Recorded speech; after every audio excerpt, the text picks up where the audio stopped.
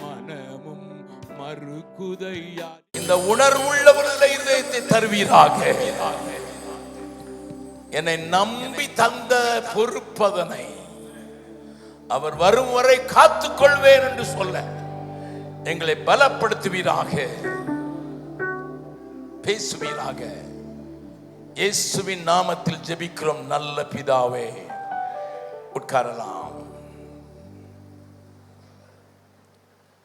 பென்சிலை மையமாக கொண்டு நான் ஒரு செய்தி பேசியிருக்கிறேன். பென்சிலையே வைத்து முழு செய்தியும் பூரண சுவிசேஷத்தை பிரசங்கிக்கிற ஒரு செய்தியை நான் பேசியிருக்கிறேன். முடியுமானால் கேட்டு பாருங்கள்.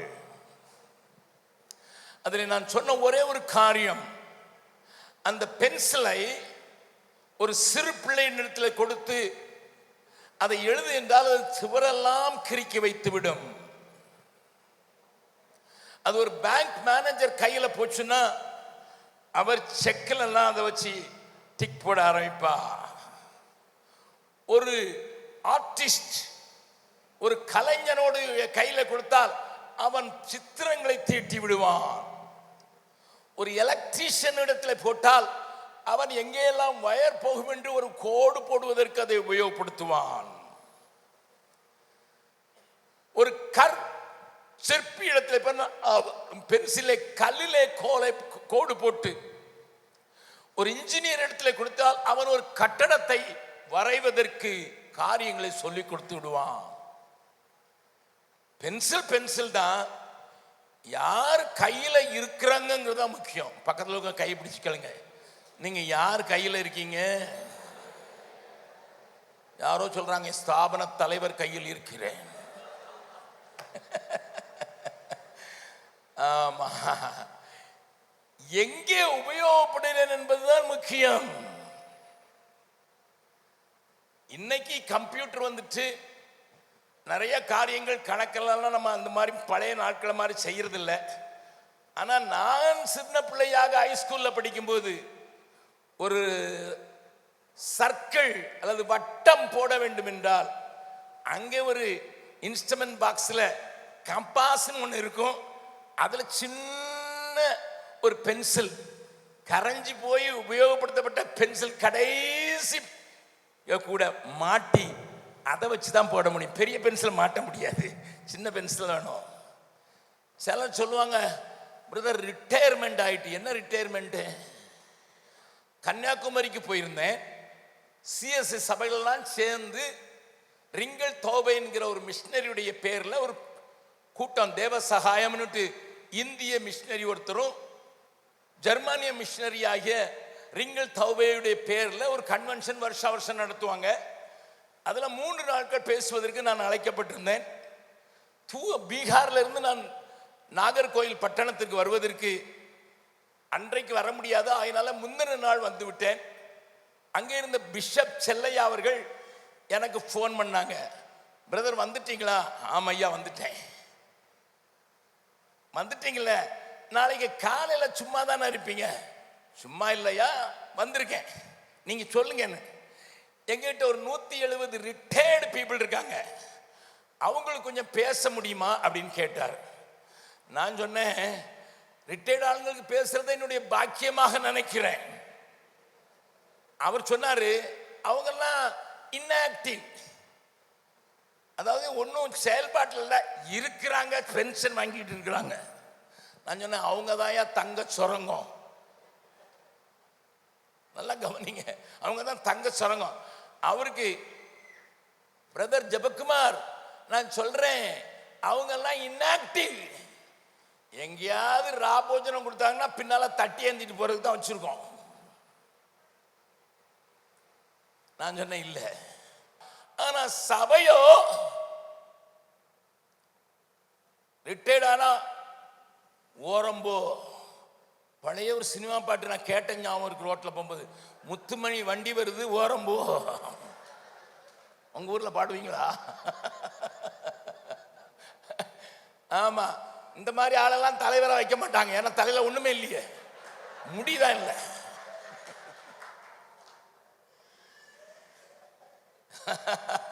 அதனால தான் நான் ரிட்டையர்மெண்ட்ங்கிற வார்த்தை விரும்புறதே இல்லை. 79 ஆனாலும் இன்னும் ஓடுவதற்கு பலன் தந்திருக்கிறார். ஏன்னா நமக்கு அனுபவம் இருக்குது, பல பேரை பார்த்த அறிவு இருக்குது. வேதத்தை 75 வருஷமா படிக்கிறேன். 75 வருஷம். எங்க அம்மா 3 வயசுல சொல்லி கொடுத்தாங்க. 75 வருஷமா டெய்லி படிக்கிறேன். என்னைய ஓரம் போன்னு சொல்ல முடியுமா? பக்கத்தில் வச்சு கை பிடிச்சுங்க. வயசாயிட்டுன்னு ஓரம் கட்டிடாத. யாரோ சொல்றாரு, இவர் டை அடிச்சு வந்திருக்காரு பிரதர், இவர் டை அடிச்சு வந்திருக்காரு, அதனால தான் வயசு தெரியல அப்படிங்கிட்டாங்க. பரவாயில்ல, டை அடிச்சாரோ டை ஆனாரோ தெரியாது. நல்லா கவனிங்க. ஆனா கடைசி மூச்சு வரைக்கும் நீனும் நானும் ஊழியம் செய்ய முடியும். ஒரு அழகான பாடலை என்னுடைய சீசன்னே சொல்லணும். ஏன்னா அவர் பீகார்லாம் வந்து ரசிக்கப்பட்டார். ஜீவான்னு ஒரு தம்பி பயங்கர கலாட்டா பண்ணி காலேஜில் கலாட்டா பண்ணவர் பீகார் வந்தார். நான் தான் சொன்னேன் வந்து 1 மாதம் இருடான்னு. 1 மாதத்தில் ரசிக்கப்பட்டார். இப்போ சுவிசேஷகனா மாறிட்டார். அவர் ஒரு நல்ல பாட்டு பாடி இருக்கிறாரு. உம்மை ஆராதிப்பேன், உம்மை ஆராதிப்பேன். தெரியும் இல்லையா? அது மட்டும் ஒரு கவியை மட்டும் பண்ணலாமா? உம்மை ஆராதிப்பேன், உம்மை ஆராதிப்பேன், உம்மை ஆராதிப்பேன், உம்மை ஆராதிப்பேன். என் நாட்கள் முடியும் வரை, என் ஜீவன் பிரியும் வரை, என் சுவாசம் ஒழியும் வரை உம்மையே ஆராதிப்பே, உம்மையே ஆராதிப்பே. நான் ஜீவாட்ட சொல்லிட்டேன், நீ தமிழ்நாட்டில இருந்து ஆராதனை ஆராதனை ஆராதனை அது கெட்டு போயிட்ட. என்னை பொறுத்த மட்டும் சேவிப்பேன்னு பாடுறது நல்லா இருக்குன்னு நான் அந்த வார்த்தையை மாற்றி அவருக்கே சொல்லிட்டேன். அதனால சேவிப்பேன்னு பாடுவீங்களா? ஏன்னா ரொம்ப ஆராதனை ஆராதனை ஆராதனை ஆராதனை போட்டு வசனத்தை எடுத்துட்டீங்க. புல்பிட்ல இருந்து பாட்டு பாடியே கெட்டோம். அதனால ஆராதிப்பேன் அல்ல, சேவிப்பேன். மறுபடியும் பாடலாமா? உம்மை ஆராதிப்பே,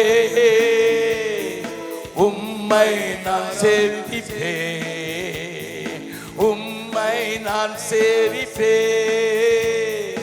உம்மை நான் சேவிப்பே. என் நாட்கள் முடியும் வரை, என் ஜீவன் பிரியும் வரை, என் மோசம் ஒழியும் வரை உம்மையே நான் சேவிப்பே, உம்மையே நான் சேவிப்பே. மறைந்து போன தேவதாசன் ஐயர் என்று ஒருவர் இருந்தார். வருகையின் தூதன் என்கிற பத்திரிகைக்கு அவர் ஆசிரியராக இருந்தார். அவர் தன்னுடைய வயதான காலத்திலேயும் 3 காரியங்கள் செய்வது என்னை பிரமிக்க செய்திருக்கிறது. 1, அவர் ஒன்றும் சாப்பிட மாட்டார். 1 வாழைப்பழம் 1 கிளாஸ் பால் ஒரு நாள் முழுவதுக்கும். அதான் அவருக்கு ஆகாரம். உங்களுடைய யாராவது பார்த்துருக்கீங்களோ தெரியல, யாராவது பார்த்தவங்க இருக்கீங்களா அந்த தேவதாசன் ஐயரை? அந்த வயசானவங்க இருப்பாங்க, 1-2 பேர் இருப்பாங்க. Yes, good. ஆமாம், உங்கள் சர்ச்சுக்கு வர வச்சிருக்காங்க. ஆள் பார்க்கறதுக்கு ஒன்றும் பெருசாக இருக்க மாட்டார். சத்தம் கணீர் கணீர் நடிக்கும். அவருடைய சாப்பாடு 1 வாழைப்பழம் 1 கிளாஸ் பால் முழு நாளைக்கும். ஆமா, 1. 2வது, படுக்கையில படுக்க மாட்டார். என்னதான் பெரிய படுக்கை நீங்க போட்டு கொடுத்தாலும் படுக்கையில் படுக்க. பீகார் கூட வந்திருக்காரு. பீகார்ல சூடு காலத்துல 48 டிகிரி போகும். அவர் சொல்வார், எதை தொட்டாலும் சுடுதுடா, எதை தொட்டாலும் சுடுது. ஆனாலும் நாங்க சொல்லுவோம், ஐயா கட்டில படுங்க ஐயா, ஒரு சீட்டு மட்டும் விரிச்சிங்க ஐயா. நான் பொருத்தனை பண்ணியிருக்கேன், என் தேசம் எழுப்புதலை சந்திக்கும் வரை நான் கட்டிலில் ஏறுவதில் என்று அன்றைக்கு தாவீது சொன்னதை நான் பிராக்டிஸ் பண்றேன். தாவீது சொன்னா, என் ஆண்டவருக்கு ஒரு ஆலயத்தை பார்க்க மாட்டேன் அளவும் நான் படுக்கையில் ஏற மாட்டேன் என்று. அதை அவர் பிடிச்சுக்கிட்டு படுக்கையில் படுக்க, கீழே சுடும், சிமெண்ட் தர அப்படியே சுடும், அதுல தான் படுப்பாரு. வயதான காலத்திலையும் அவர் இன்னொன்று சொன்னாரு, என் மூச்சு இருக்கிறது வரைக்கும் நான் ஆண்டவரை பற்றி சொல்லணும். அவர் ஒரு சம்பவம் சொல்லுவார். அதற்கு அது என்ன சம்பவம்? நாகர்கோயில் ரோட்டில் போயிட்டு இருக்கும்போது திடீர்னுட்டு ரெட்டை மாடு வண்டி ஒன்று வேகமாக வந்தது. ஒரு திடீர்னு ஒரு காளை அங்கேயே விழுந்து செத்து போச்சு. வண்டிக்காரன் அடிக்கிறான், அவனுக்கு தெரியாத மாடு செத்து போனது. அப்ப அந்த கண்ணு மட்டும் அந்த எஜமானையே பார்த்துக்கிட்டு இருக்க மாதிரி அவருக்கு தெரியுது. இவர் ரோட்ல போயிட்டு இருந்த மாட்டு பக்கத்துல போனோடனே அவர் எப்பவும் சொல்லுவாரு, அந்த மாட்டு கண்ணு பேசிச்சு, என்கிட்ட பேசிச்சு. என்ன சொல்லிச்சு? இந்த எஜமான் என்ன விலை கொடுத்து வாங்கினான், என்னைக்கு விலை கொடுத்து வாங்கினானோ அவன் பூட்டின அந்த வண்டியில என் கூட யார் இருக்கிறான்னு பார்க்கல, என் மாட்டு வண்டியில அடுத்த பக்கம் யார் இருக்கான்னு பார்க்கல. எஜமான் என்ன சொல்றான், என் கையில மூக்க அங்கை போட்டிருந்தான், மூக்குல ஓட்ட போட்டு தான் போட்டிருந்தான். அந்த மாடு எந்த பக்கம் போகணுங்கிறத நான் டிசைட் பண்ண வேண்டிய அவசியம் இல்லை. அந்த மாட்டுக்கு நான் எப்படி ஒத்து கொடுக்கணும்னு டிசைட் பண்ண வேண்டிய அவசியம் இல்லை. மாறாக என் எஜமான் என்னை விலைக்கு கொண்டாரே, அவர் சொல்லுகிறதற்கு அவருடைய கயிறு இழுப்புக்கு நான் இழைந்து அன்னையிலிருந்து இன்னைக்கு வரைக்கும் நான் வேலை செய்தேன். அவன் எனக்கு கொடுத்ததெல்லாம், அவனுக்கு வயல் இருந்தது, நெல்லை பிரிக்கிறதுக்கு அன்னைக்கு டிராக்டர் இல்லை, அதனால என்னைய தான் உபயோகப்படுத்தினான். மாட்டு வண்டிக்கும் உபயோகப்படுத்தினான், பரம்படிக்கிறதுக்கும் உபயோகப்படுத்தினான். நெல்லை பிரிச்சு கொடுத்த பிறகு நெல்லை அவன் தின்னுட்டு எனக்கு வைக்கோல் தான் கொடுத்தான், பரவாயில்ல. அவர் இதை சொல்லிட்டு சொல்லுவாரு, என்ன விலைக்கு வாங்கினவராக உண்டு, நான் கிரயத்துக்கு கொள்ளப்பட்டவன், இயேசுவின் ரத்தத்தினால விலைக்கு வாங்கப்பட்டவன். நம்பர் 1. நம்பர் 2, யாரோட என்னைய ஊழியத்தில் வச்சிருக்காங்க எனக்கு பிரச்சனை இல்லை, யார் கண்ட்ரோல் பண்றாருங்கிறது தான் பிரச்சனை. இன்னைக்கு ஊழியர்களுள்ள 2 பேரை ஒன்னா இணைக்கணும்னா பயங்கர கஷ்டம். ஏன்னா நம்ம பிரச்சனை உள்ளு வீட்டுக்காரர் தானே, நான் பேசுறேன், நான் ஊழியக்காரர் தானே. இப்படி ஒரு பொதுக்கூட்டம் வச்சுன்னா காணிக்கை யாருக்கு, ஐக்கிய ஆராதனை வச்சு காணிக்கை எடுப்போம்னா காணிக்கை யாருக்கு, இது நம்ம முதல் கேள்வி. நீங்க பார்க்கறத பார்த்தா எனக்கு பிரதாபமா இருக்குது. அது எந்த மாடு எனக்கு அந்த பக்கத்தில் இருக்கிற கவலை இல்லை, அது கருப்பு மாடா இருக்கட்டும் சிவப்பு மாடா இருக்கட்டும், அதை பற்றி கவலை இல்லையா. I am not controlled by the other thing. அந்த மாடு என்னை நடத்தல, இணைக்கப்பட்டிருக்கிறேன், நுகத்தடி இணைச்சிருக்குது. ஆனா கண்ட்ரோல் பண்றது யாரு? என் எஜமா என்னை விலைக்கு வாங்கினாரு, அவர் தான். அதனால தான் பவுல் சொல்லுகிறான், அப்போஸ்தலர் 20 நீங்க வாசித்தது உங்களுக்கு வசனம் தெரியும்.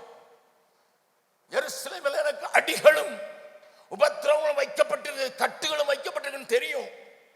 ஆவியானவர் பட்டணம் தோறும் சொல்றாரு, ஆகிலும் ஆவியின் ஏவுதலினால நான் எருசலேமுக்கு போயிடுறேன். எனக்கு பாடு இருக்குன்னு தெரிஞ்சாலும் என்னை கண்ட்ரோல் பண்ணுகிறது அந்த ஆவியானவர். அந்த மூக்கலாங்கயிறை பிடிச்சிருக்குது அவரு. பக்கத்தில் இருக்கவங்களை பார்த்து சொல்லுங்க, கையை பிடிச்சு சொல்லுங்க, உங்களை பற்றி சொல்றாங்களா? யாரோ சொல்றாங்க, எனக்கு எதுக்கும் சம்பந்தம் இல்லை. சார் லிசன், மகிமையெல்லாம் அவர் எடுத்துக்கிட்டு வரான், எனக்கு வைக்கோல் தான் கொடுப்பாராம், நோ ப்ராப்ளம். அவருக்கு ஊழியம் செய்யணுமா, அவர் கண்ட்ரோல் பண்ணுவாரா, அவர் வயல்ல உழணுமா, அவர் வயல்ல படம் படிக்கணுமா, கஷ்டப்படுதலான்னா மகிமேட்டு அவர் எடுத்துக்கிட்டு வரான். பக்கத்துல பார்த்துக்கோங்க, அநியாயம் சொல்லுங்க. அதனாலதான் நீங்க கனத்தை தேடுறீங்க. என்ன கனம் பண்ண மாட்டேங்கிறான் பிரதர். எவ்வளவு பேர் சார் பண்ணணுங்கள, எவ்வளவு கனம் கொடுக்கணும் சார்? 2 கிலோ 5 கிலோ மகிமைய அவருக்கு கொடுக்கறதுக்கு ரெடியா இருக்கவங்க மாத்திரம் ஒரு பெரிய ஆள் இல்லையோ சொல்லுங்க பார்க்கலாம். லிசன், இன்றைக்கு ஊழியத்தில் இருக்கிற ஒவ்வொருவரும் அறிந்து கொள்ள வேண்டிய ஒன்று, எனக்கு என்னை கிரயத்திற்கு கொண்டார், ஆவியானவர் என்னை நடத்துகிறார். ஏனென்றால் ரோமர் 8வது அதிகாரத்தில் 14-16 வாசித்தீங்கன்னா, எவர்கள் தேவனுடைய ஆவினாலே நடத்தப்படுகிறார்களோ அவர்கள் 16ல பிள்ளைகள் என்று போட்டிருக்கும், 14ல புத்திரர்னு போட்டிருக்கும். ஆவியில நிறைந்தவன் பிள்ளை. சொல்லுங்க பக்கத்து மறுபடியும் சொல்லுங்க. விட மாட்டேன், நான் ஒரு நாள் தான் வந்திருக்கேன். ஆவில நிறைஞ்சா பிள்ளை, ஆவில நடத்தப்பட்டா புத்திரன். கேட்டு வச்சிருக்கேன், நீங்க பிள்ளையா புத்திரனா? என்னையா டிஃபரன்ஸ்? பிள்ளைன்னா விளையாட்டு பிள்ளை, குழந்தை. புத்திரன்னா மெச்சூர் ஆயிட்டான் அப்பாவுக்கு. அதனாலதான் சிலர் வியாபாரம் ஆரம்பிப்பான், ராஜாராம் அண்ட் சன்ஸ் கூட. உங்களை பார்த்து ஆண்டவர் அண்ட் சன்ஸ் போடுவாரா? 18 வயசானாதான் லைசன்ஸ் கொடுப்பாங்க. ஆனா நம்ம இதுல சில ஆண்டுகள் 7 வயசுல பிரசங்கம் பண்ண ஆரம்பிச்சது.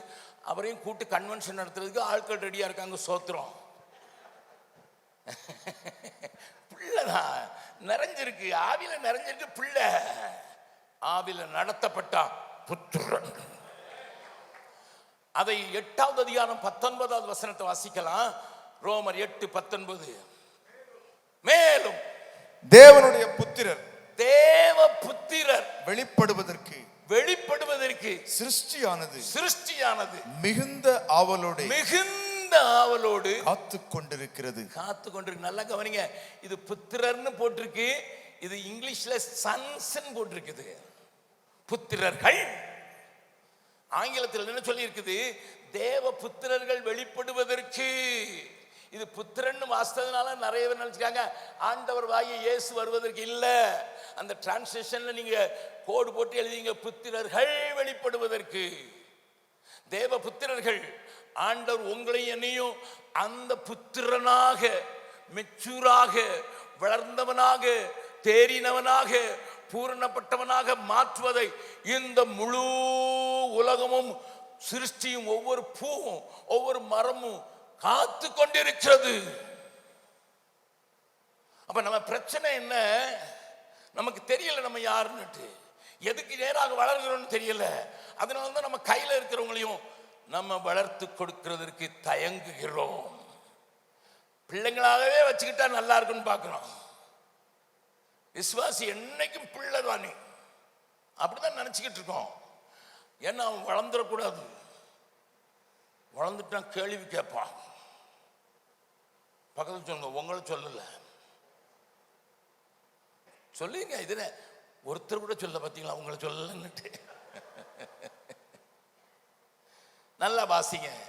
இப்போ 2 தீமோத்தேயு 2வது அதிகாரம் 2வது வசனம். 2 தீமோத்தேயு 2வது அதிகாரம் 2வது வசனம். அநேக சாட்சிகளுக்கு முன்பாக நீ என்னிடத்தில் கேட்டவைகளை, பவுல் தீமோத்தேயு என்கிற தன்னுடைய ஆத்மீய அல்லது ஆவிக்குரிய குமாரனும் தன்னுடைய ஊழியத்தை தொடர்ந்து நடத்த போகிறவனுமாகிய தீமோத்தேயுவை பற்றி பேசுகிறான். நீ என்னிடத்தில் கேட்டவைகளை மற்றவர்களுக்கு போதிக்கத்தக்க உண்மையுள்ள மனுஷர்களிடத்தில் ஒப்புவி. எத்தனை தலைமுறை? பவுல் ஒரு தலைமுறை, தீமோத்தேயு ஒரு தலைமுறை. தீமோத்தேயு இன்னொருத்தருக்கு கொடுக்கணும், அவர் இன்னொருத்தருக்கு 4 தலைமுறைக்கு கடத்துற மாதிரி ஒரு statement. My dear people of God, உங்களை மாதிரி நான் ஒரு ஊழியக்காரன். உங்களை காட்டிலும் ஒரு மோசமான பகுதியிலே தேவனால் வைக்கப்பட்டிருக்கிறவன். உங்களை காட்டிலும் ஆதரவில்லாத இடத்தில் தள்ளப்பட்டு ஊழியத்தை செய்து இன்றைக்கு பீகார்ல இன்றைக்கும் என்னுடைய உயிருக்கு ஆபத்து என்று என்னுடைய சகோதரர் சொல்கிறார். எனக்கு தெரியல. தனியா போகாதீங்க அண்ணன், தனியா போயிடாதீங்க அண்ணன், உங்களை கடத்திட்டு போயிடுவாங்க அண்ணன், உங்களை கடத்திட்டு போயிடுவாங்க அண்ணன். நான் அங்கே கூட்டத்தில் சொன்னேன், அதையும் சொல்றேன். என் மனைவிக்கு ஒரு நாள் ஃபோன் பண்ண ஒரு ஆள் தீவிரவாதி, இன்னைக்கு உங்க வீட்டுக்காரரு இந்த ட்ரெயின்ல 10 மணிக்கு இறங்குறாருல, வீட்டுக்கு வர மாட்டாரு. அவ கேட்டா எதுக்கு? நாங்க கொண்டு போயிருவோம். போனை வச்சுட்டா. இன்னும் ஒரு வாரம் கழிச்சு மறுபடியும் ஃபோன் பண்ணோம். இன்னைக்கு இந்த பஸ்ஸில் தான் வந்துகிட்டு இருக்கிறாரு, நாங்கள் உங்கள் வீட்டுக்கு வர விட மாட்டோம், நாங்கள் கடத்திடுவோம். வச்சுட்டா. 3ஆம் நாள் ஃபோன் பண்ணா. அவ சொன்னா, அவரை வச்சு சமாளிக்க முடியும்னு வச்சுக்க. அதனால என் மனைவியும் பயப்பட்டது கிடையாது. நான் வாக்கிங் பண்ணால் கூட தனியாக தான் போகிறது வழக்கம். நான் பழைய நாடுகளுக்கு தனியாக தான் ட்ராவல் பண்ணுறேன். என்ன கடத்திட்டு போனால் அவனுக்கும் சொல்ல போகிறான் ஆண்டவரை பற்றி, அவ்வளோதானே. எத்தனை தடவை சொல்லியிருக்கேன் தெரியுமா? துப்பாக்கி வரும்போதெல்லாம், டேய் அட்ரஸ் தான் மாற்ற முடியும். உயிரோடு இருந்தால் அவர் என் கூட இருக்கிறாரு, செத்து போனால் நான் அவரோடு இருக்கேன். அட்ரஸ் மட்டும்தான் சேஞ்சு, வேற ஒன்றும் கிடையாது. எதுக்கு நான் இதை சொல்கிறேன்னா தெரியல, நல்லா கவனிங்க. நான் என்ன விட்டு போகிறேன் என்பதுதான் முக்கியம். என் உயிரை காட்டிலும், என்னுடைய எத்தனை வருஷம் ஊழியம் செய்தேன் என்பதை காட்டிலும், எத்தனை சபைக்கு நான் தலைவனாயிருக்கிறேன் என்பதை காட்டிலும், எத்தனை விசுவாசிகள் என்னிடத்தில் இருக்கிறார் என்பதை காட்டிலும், நான் என்ன விட்டு செல்கிறேன் என்பதே முக்கியம். பவுல் சொல்லுகிறாரு, எப்பா தீமோத்தேயு, என் இடத்துல நீ கேட்ட, அது கடைசி நிருபம். பவுல் எழுதின கடைசி நிருபம் தீமோத்தேயுக்கு. என் ஓட்டத்தை முடிச்சிட்டேன்னு சொல்றாரு. என்னுடைய சீக்கிரத்தில் நான் ஆண்டவரிடத்துல போக போறேன்னு சொல்றாரு. அந்த நிருபத்தில் தன்னுடைய ஆவிக்குரிய குமாரனை பார்த்து சொல்றாரு, தம்பி நல்லா கவனிச்சுக்கடா, கவனிச்சுக்க. நான் உன்னை நம்பி உன்னை ஒப்பு கொடுத்துருக்கேன், நீயும் ஆளை தேடிப்பாரு. உண்மையுள்ள மனிதரிடத்துல ஒப்பு கொடுக்கிறவரிடத்துல ஒப்பு கொடுத்து 4 தலைமுறைக்கு நீ பொறுப்பு. சங்கீதக்காரன் சொல்ற வாசனத்தை வாசிக்கலாம். சங்கீதங்களின் புஸ்தகம் 71வது சங்கீதம். சங்கீதங்களின் புஸ்தகம் 71வது சங்கீதத்தில் அங்க ஒரு தேவ மனிதனுடைய ஜெபத்தை பாருங்கள். 17வது 18வது வசனத்தை தேவனே, தேவனே என் சிறு வயது முதல் எனக்கு போதித்து வந்தீர், இதுவரைக்கும் உம்முடைய அதிசயங்களை அறிவித்து வந்தேன். மறுபடியும் வாசிக்கலாம், எல்லாரும் சேர்ந்து வாசிக்கலாம், என் சகோதரனோடு கூட சேர்ந்து. தேவனே, என் சிறு வயது முதல் எனக்கு போதித்து வந்தீர், இதுவரைக்கும் உம்முடைய அதிசயங்களை அறிவித்து வந்தேன். குட். அடுத்த வசனம், இப்போதும் தேவனே, இந்த சந்ததிக்கு உமது வல்லமையையும் வரப்போகிற யாவருக்கும். இன்னும் பிறக்காம இருக்கிறான். இந்த சந்ததியில என் பிள்ளைய பார்த்திருப்பேன், ஒருவேளை பேர பிள்ளையும் பார்த்திருப்பேன். லிசன், இந்த சந்ததின்னா என் காலத்துல என் பிள்ளைய பார்த்தேன், என் பேர பிள்ளைய பார்த்தேன், என் ஆவிக்குரிய பிள்ளைய பார்த்தேன், ஆவிக்குரிய பேர பிள்ளைய பார்த்திருக்கேன்.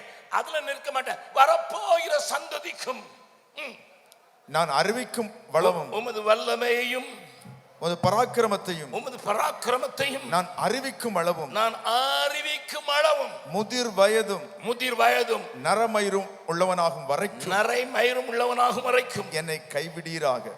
What a prayer! எப்படி அழகான ஜபங்கள். நம்முடைய ஜபங்களுக்கும் தேவ மனிதருடைய ஜபங்களுக்கும் எத்தனை வித்தியாசம். இந்த சங்கீதத்தை யார் எழுதினார் என்று தெரியாது. எல்லா சங்கீதமும் தாவீது தான் எழுதினார்னு பிரசங்கம் பண்ணி உங்க மக்களை மக்காக்கி வச்சிடாதீங்க. சங்கீத புஸ்தகத்துல 150 சங்கீதம் இருக்கு. அதுல 73 தான் தாவீது எழுதினது. பாதி தான் எழுதியிருக்கிறாரு, மீதி எல்லாம் நிறைய பேரை கொண்டு எழுதியிருக்கிறாரு. ஆசாப் கொண்டு எழுதியிருக்கிறாரு, சாலமோனு கூட எழுதியிருக்கிறாரு, மோசே எழுதியிருக்கிறாரு. நீங்களுக்கு தெரியலன்னு சொல்லுங்க, பக்கத்து சொல்லுங்க, இதான் அம்பு. நம்ம எல்லாம் சர்வ கலா வல்லவன் நினைச்சுக்கிட்டு இருக்கோம், சொல்லவும் செய்வோம். எனக்கு தெரியாதுதான். ஊழியக்காரன் 2 வருஷம் தான் ஆயிருக்கும் ஊழியம் செஞ்சு, எனக்கு தெரியாதா? உனக்கு என்ன தெரியும்? தெரியலன்னு சொல்லுங்க ஐயா, தெரியலன்னு சொல்லுங்க.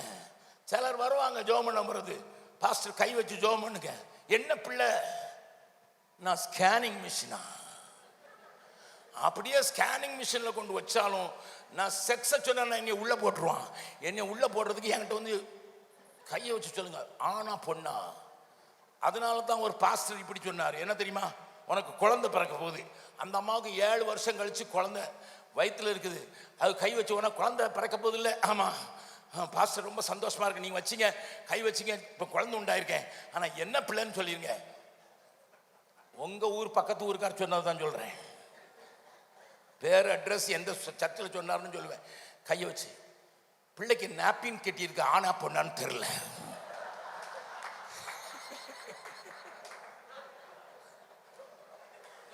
எதுக்கு உனக்கு, எதுக்கு உனக்கு இந்த சங்கடம்?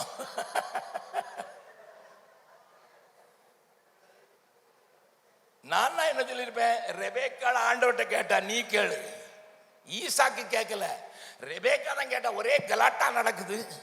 20 வருஷம் ஆச்சு கல்யாணம் பண்ணி, இப்போ தான் கலாட்டா நடக்குது உள்ள. அங்கே சண்டை போடுறாங்க, இவளுக்கு தெரியாது. ஏன்னா அன்னைக்கு ஸ்கேனிங் மிஷின் போய் பார்த்துருப்பா 2 இருக்குன்ட்டு. ஆண்டவர் சொன்னார் 2 இருக்குது, 2 ஜாதி கபடி விளையாடுறானுங்க. சப்பத்தாட்ட மாதிரி யார் முன்னால போவா யார் பின்னால போவா அப்படின்னு காலை இழுத்து போடுறதுக்கு ட்ரை பண்றான். நீ எதுக்கு கஷ்டப்படுறன்னு ரெபேக்காவுக்கு சொன்னாரு. தேவையில்லாத வெளிப்பாடு வேண்டாம். பக்கத்தில் கொஞ்சம் சொல்லுங்க, இருக்கிற வெளிப்பாடை புரிஞ்சுக்க. ஆமா, உனக்கு இந்த வெளிப்பாட்டுக்கெல்லாம் ஆண்டவர் ஒண்ணு வைக்கல. பவுல் யாருக்காவது ஜோமனி உனக்கு இந்த பிள்ளை தான் பிறக்க போகுன்னு சொன்னாரா? இல்லை, இல்லவே இல்லை. ஏன்னா அந்த நாட்கள் அது கேட்கல. ஏலி சொல்லுவார். பக்கத்தில் சொல்லுங்க, ஏலியா இருந்தா நீங்க சொல்லுவீங்க. எத்தனை பேருக்கு ஏலியா இருக்கிறதுக்கு ஆசையா இருக்குது? கொஞ்சம் கையை வைத்து ஆமேன்னு சொல்லுங்க பார்க்கலாம். நல்லா சுதாரிப்பான பாஸ்டரா இருக்கீங்க. Very good, very good, very good. Knowing the word, very good. ஆனா இந்த தேவ மனிதனை பாருங்க.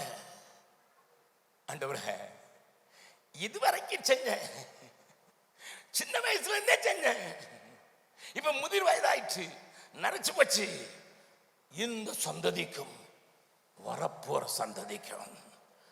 பக்கத்தில் இருக்கவங்கள முகத்தை பார்த்து சொல்லுங்க. இப்போ கையை பிடிச்சி முகத்தை பார்த்து, பாஸ்டர் உங்களுக்காக நன்றி, சின்ன வயசுலேயே ஊழியத்துக்கு வந்ததுக்காக சோத்திரம், பல வருஷம் ஊழியம் செஞ்சதுக்காக சோத்திரம். ஆனா உங்க ஆசை என்ன? ஊழியத்தை பற்றி. உடனே பாடிடாதீங்க ஃபாதர் மாதிரி, வேற ஒரு ஆசை இல்லை. அது எளிது, எளிது. அந்த பாட்டை உங்க பெஞ்சாதி முன்னால பாடவும் செஞ்சிடாதீங்க. அவர் ஃபாதர் பாடினாரு, அது வேற ஒரு ஆசை இல்லைன்னுட்டு. நீ உன் பெஞ்சாதி முன்னால வேற ஒரு ஆசை இல்லைன்னு பாடினா அவர் டொம்முன்னு போட்டு இன்னொரு மேல யார் மேல ஆசை சொல்லுது? இன்னைக்கே சொல்லு, 2ல் 1 தீத்துருவோம்.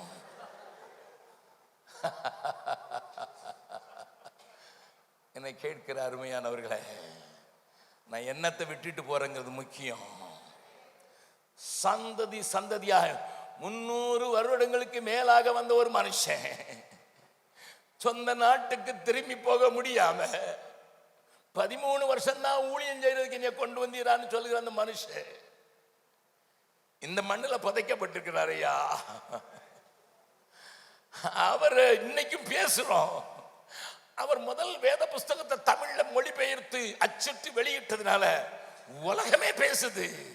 இந்த பைபிள் எடுக்கும் போதெல்லாம் நான் சொல்றேன், எனக்கு இந்த தமிழ் வேதாமத்தை தருவதற்கு காரணமாக இந்த ஹல்லேலூயா ஜீகன் பாலகே உமக்கு நன்றி. என்னத்தை விட்டு போறீங்க? ஒருவேளை நீங்க சொல்லுங்க, சபை எடுத்துக்கொள்ள போடுற சபையை நீங்க எடுத்துக்கொள்ள இல்லையா? அதான் போயிருமே.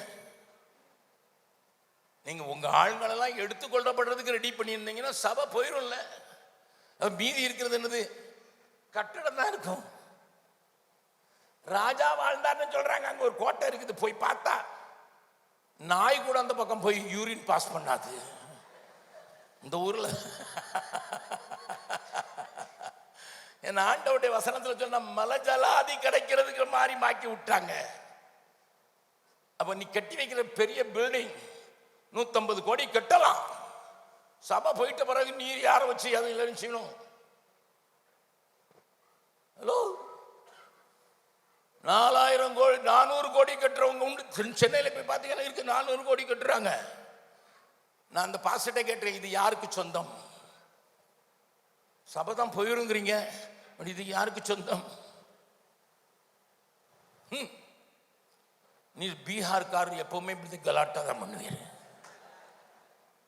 அதனால தான் நாங்கள் கட்டின எந்த பில்டிங்லையும், இதனால தான் நாங்கள் கட்டின எத்தனை பில்டிங்லையும் அவர் சொன்னார் 300-315 சர்ச் பில்டிங் கட்டியிருக்கோம், ஸ்கூல் கட்டியிருக்கோம், பெரிய பெரிய ஸ்கூலு, காலேஜ் கட்டியிருக்கோம், ஐடிஐ கட்டியிருக்கோம், பைபிள் ஸ்கூல் கட்டியிருக்கோம், பெண் பிள்ளைங்களுக்கு கட்டியிருக்கோம். ஆனால் எங்கே வந்து பார்த்தீங்கன்னா ஒரு இடத்துலையும் கல் இருக்காது. யார் கட்டினா, யார் திறந்தா, யார் அறுத்தா, அதெல்லாம் கிடையாது. ஏன்னா அதில் போடணும் தலைவர் யார், செக்ரட்டரி பேர், இன்னொருத்தன் சொல்லுவான் என் பேர் சேரு. எதுக்கு வம்பு? ஒன்றுமே வேண்டாம். போன பிறகு இந்த கட்டடத்தை எவனும் எடுத்துட்டு போட்டோம். மேலே போன பிறகு கட்டடம் யாருக்கு? எனக்கு தான் சொல்றவங்க மாத்திரம் அல்லையா போடுங்க.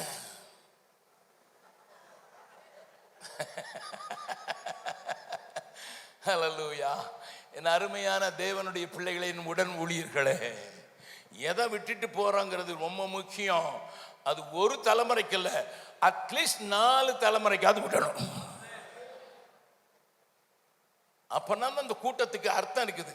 அதனாலதான் எனக்கு கொடுக்கப்பட்ட செய்தியின் தலைப்புக்கு அர்த்தம் இருக்குது. என் உடன் ஊழியர்கள் அன்னைக்கு தரங்கம்பாடியில் கூடினார்கள். அவர்களை நான் பேசின வார்த்தை ஏற்றுக்கொண்டு 4 தலைமுறைக்கு அவர்கள் காரியங்களை விட்டு சென்றிருக்கிறார்கள் என்று தேவனும் தேவனுடைய தூதர்களும் தேவனிடத்தில் இருக்கிற பரிசுத்தவான்களும் சாட்சி கொடுக்க வேண்டும். கர்த்தருடைய பரிசுத்த நாம ஸ்தோத்திரம். இப்ப பவுலையே கேட்டு பார்க்கலாம். யோ, நீர் ஒரு தீமோத்தேயை பிடிச்சி உமக்கு தெரிஞ்சதெல்லாம் சொல்லி கொடுத்தது மட்டும் சொல்லி கொடுத்தீரா, வேற எதையும் காட்டி கொடுத்தீரா? வாசிக்கலாம் 2 தீமோத்தேயு. அவர் என்னெல்லாம் சொல்லி கொடுத்தாருன்னு பார்த்துடலாம். அப்பதான் நமக்கும் தெரியும், அவரிடத்துல கற்றுக்கொள்ளலாம். பவுல் நல்ல ஒரு முன்மாதிரி நமக்கு. அந்த 2 தீமோத்தேயில, அந்த தீமோத்தேயுக்கு எழுதினதிலேயே அவர் எழுதியிருக்கிறார். என்ன எழுதியிருக்கிறார் பாருங்கள். 3வது அதிகாரம் 10வது 11வது வசனம். நீயோ என் போதகத்தையும், நல்லா கவனிங்க, என் போதகத்தை, நடக்கையையும், ஹலோ,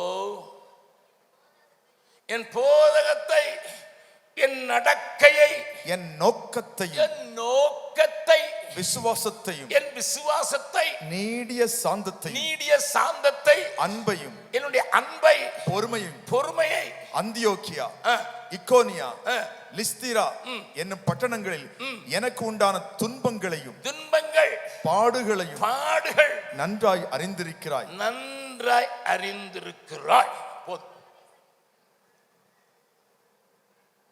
நல்லா கவனிங்க.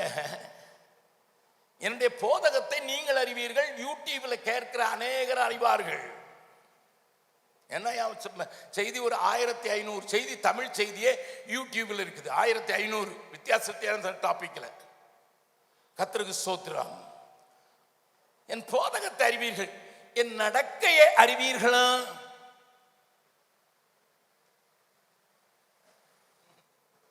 என் நடக்க அறியணும்னா எங்க வீட்டுக்கு வந்து என் கூட குடியிருக்கணும்.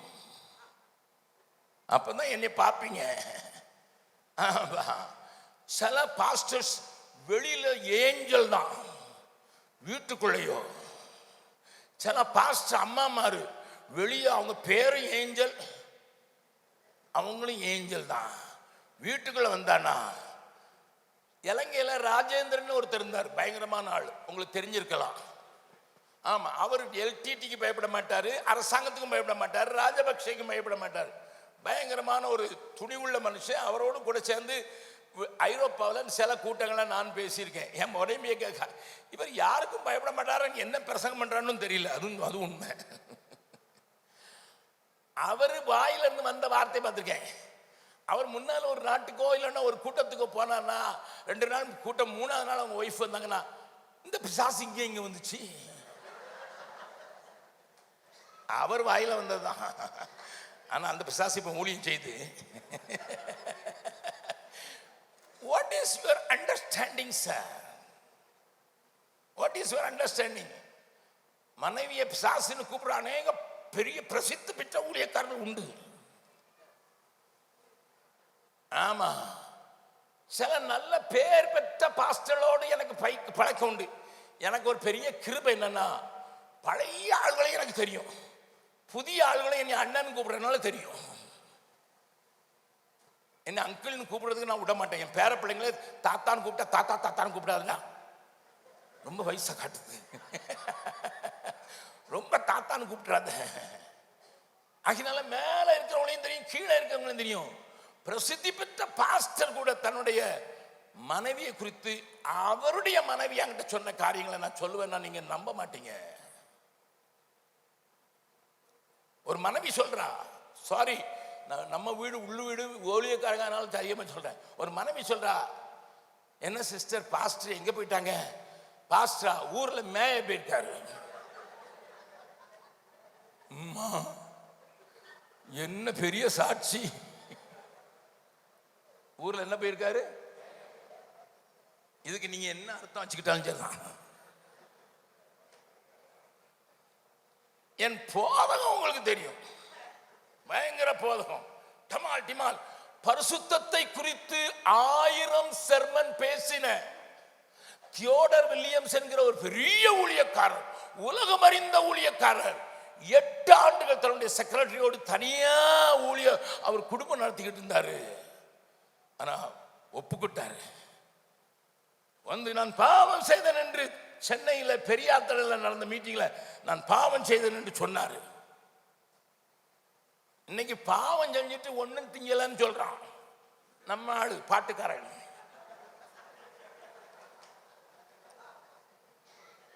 லிசன், நீ ஒருவேளை தவறி இருக்கலாம், ஆனா உண்மையா நீ தவறுனதுல இருந்து திருந்தி இருந்தனா, பாவம் செய்தேன், நான் துரோகம் செய்தேன் நான் ஆண்டவருக்குன்னு சொல்லு. விழுந்து போகலையா தாவீது? ஆனா என்ன தெரியுமா, 32ஆம் சங்கீதம் 51ஆம் சங்கீதம் வீட்டில் போய் வாசிங்க. நான் அடக்கி கொண்டிருந்த மட்டும் என் எலும்புகள் உலர்ந்து போயிடுச்சு.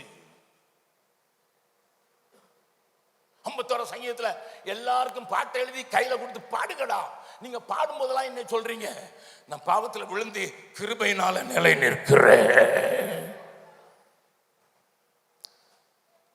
அப்ப என் நடக்க முக்கியம்.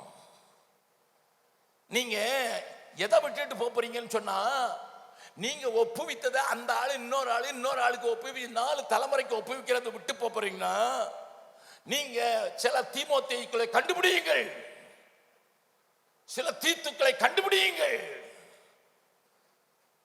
உங்க சபையில ஒரு 10 தீமோத்தேயு விட்டாகட்டும் ஐயா. சும்மா அசிஸ்டன்ட் சொல்லல. அசிஸ்டன்ட்னா தண்ணி எடுத்து வைக்கிறது, பாஸ்டருக்கு பை தூக்குறது, அதுக்கு பேர் சொல்லல. அந்த அசிஸ்டன்ட் சொல்லல. எல்லாம் சங்கீதம் சபையில வாசிக்கிறது, மாறி மாறி வாசிக்கிறது. இந்த அசிஸ்டன்ட் சொல்ல, ஃபைண்ட் தீமோத்தே. உங்ககிட்ட இருக்க எல்லாத்தையும் ஒப்பு கொடுக்கத்தக்கதான ஒரு தீமோத்தேயை கண்டுபிடியுங்கள். அந்த தீமோத்தே எப்படி இருக்கணும்? இன்னும் உண்மையுள்ள மனுஷர்களை கண்டுபிடிச்சு அவங்க மற்றவங்கிட்ட சொல்ற மாதிரி கண்டுபிடிங்க. Go back. Take it. ஆண்டவர்கிட்ட கேளுங்க, ஆண்டவரே எனக்கு எத்தனையோ பேர் இருக்காங்க. தீமோத்தேயை பற்றி பவுல் என்ன சொல்றாரு பாருங்க, வாசிக்கலாம். பிலிப்பியர்கள் நிருபம் 2ஆம் அதிகாரம் 19 இருந்து வாசிக்கலாம். அன்றியும் நானும் உங்கள் செய்திகளை அறிந்து மனத்தேறுதல் அடையும்படிக்கு சீக்கிரமாய் தீமோத்தேயுவை உங்களிடத்தில் அனுப்பலாம் என்று கர்த்தராகிய இயேசுவுக்குள் நம்பியிருக்கிறேன். அது ஏனென்றால் உங்கள் காரியங்களை உண்மையாய் விசாரிக்கிறதற்கு என்னை போல மனதுள்ளவன் அவனை அன்றி வேறு ஒருவனும் என்னிடத்தில் இல்லை. கூட பெரிய டீம் வச்சிருக்கிறாரு பவுல். ஊழியத்துக்கு ஒரு டீம் இருக்குது. ஆனா ஒரு ஆளை கண்டுபிடிச்சிருக்கிறாரு. யாரு? தீமோத்தேயு என்னை போல மனதுள்ளவன் இல்லை. ஏன்னா மற்றவர்கள் எல்லாரும் ப்ளீஸ் அண்டர்ஸ்டாண்ட், உங்க கூட பல ஆயிரங்கள் இருக்கலாம், உங்க சபையில் ஆயிரங்கள் இருக்கலாம், உங்களுடைய ஊழியத்தில் உடன் ஊழியர்கள் என்று சொல்கிறவர்கள் இருக்கலாம். மற்றவர்கள் எல்லாரும் கிறிஸ்து இயேசுக்குரியவைகளை தேடாமல் தங்களுக்குரியவைகளையே தேடுகிறார்கள். தங்களுக்குரியவைகளையே தேடுகிறார்கள். இவன் ஒருத்தன் தான். இவன் ஒருத்தன் தான் என்ன போல மனதுள்ளவர். அடுத்த வசனத்தை வாசிக்கலாம். தகப்பனுக்கு பிள்ளை ஊழியம் செய்வது போல, தகப்பனுக்கு பிள்ளை ஊழியம் செய்வது போல அவன் என்னுடனே கூட சுவிசேஷத்து நிமித்தம் ஊழியம் செய்தான் என்று அவனுடைய உத்தம குணத்தை அறிந்திருக்கிறீர்கள். நான் இதுக்கு பதில் கேட்கல உங்ககிட்ட. ஆனா ஊழியக்காரரா வந்திருக்க உங்களை பார்த்து நான் கேட்கிறேன். from the day one, உங்க ஊழியத்தை ஆரம்பிச்ச நாள்ல இருந்து ஆண்டவர்கிட்ட சொல்லுங்க. வனாந்திரத்துல மோசையை கொண்டு ஆண்டவர் 30 லட்சம் ஜனங்களை வழி நடத்துகிறார். மோசே அப்பமே கேட்கிறான், ஆண்டவரே எனக்கு அசிஸ்டன்ட் யாரு? 38 வருஷம் ஆண்டவர் பேசல. 38 years ஆரோன் இருந்தான், அவன்கிட்ட பொறுப்புகளை கொடுத்தான். ஆனா மோசே கேட்கிறான், ஆண்டவரே show me. நீங்க தான் ஆரோனை கொடுத்தீங்க, எங்க அண்ணனை கொடுத்தீங்க, இவங்கிட்ட பொறுப்பு கொடுத்தா அவன் கண்ணுக்குட்டி செஞ்சிருவான். யாரோ சொல்றாங்க, நான் ஒருத்தர் நம்பி பொண்ணும் கொடுத்து அவர் அசிஸ்டன்ட் இவன் பொண்ணு கண்குட்டியே உண்டாக்கிட்டானே. மகாதான் பிறந்தாங்க பிரதர், அதனால மகா இல்லைங்கிறதுனால மருமகனா எடுத்து அவருக்கு நான் பொண்ணு கொடுத்தேன், இவன் பொன் கன்று குட்டிகளை உண்டாக்கி விட்டான். நீர் சொல்றீர் பொறுப்பை கொடுக்கணும்ட்டு. சென்னையில் ஒரு ஊழியர் கூட்டத்தில் பேசினேன். எப்படி மற்றவங்களை ட்ரெயின் பண்ணணும்னு சொன்னேன். என்ன செய்யணும், ஒரு வண்டி இருக்குது, கார் ஓட்டுக்குது, அதை ஓட்டுறதுக்கு எப்படி சொல்லிக் கொடுக்கணும் அப்படின்னு நான் பிரசங்கம் பண்ணேன். முதல்ல பக்கத்தில் இருந்து பார்க்க சொல்லு, எப்படி நான் ஸ்டேரிங் போடுறேன், எப்படி ஆக்சலரேட்டர் மிதிக்கிறேன், எப்படி பிரேக் அமைக்கலாம் பார்க்கட்டும். அதுக்கு பிறகு ஸ்டேரிங் அவன் கையில் கொடு, பிரேக்கை நீ வச்சுக்க, ஏன்னா எங்கேயா கொண்டு இடிச்சிருவான். சரி, அதுக்கு பிறகு அவனை மாற்றி உட்கார வை. அதுக்கு பிறகு ஸ்டேரிங் நீங்கள் இந்த எல்போர்டுக்காரன் டீச் பண்ணுற பார்த்தீங்கன்னா அவன் ஒரு பிரேக் வச்சுருப்பான், எக்ஸ்ட்ரா பிரேக் ஒன்று போட்டுக்க. அவனும் பிரேக் போடுவான், போடலைன்னா நீ போட்டுடணும். இப்படின்னு டிரைவிங் ஸ்கூலில் எப்படி சொல்லி கொடுப்பான்னு சொல்லிட்டு, அதுக்கு பிறகு பின் சீட்டில் நீ ஹாயா போய் உட்காந்து அவனை ஓட்ட விடு அப்படின்னு சொன்னேன். பாஸ்டர் ஸ்டான்லி வாசுன்னு ஒருத்தர் இருக்கிறார், உங்களுக்கு தெரிஞ்சிருக்கும்னு நினைக்கிறேன். அவர் மீட்டிங் முடிஞ்சோன்னு சொன்னார், அண்ணே நீங்கள் சொல்கிறதெல்லாம் சரிதான், ஆனால் நான் இறங்கி பின் சீட்டுக்கு வர்றதில்ல, காரையை கூட்டிகிட்டு ஓடி போயிட்டான்.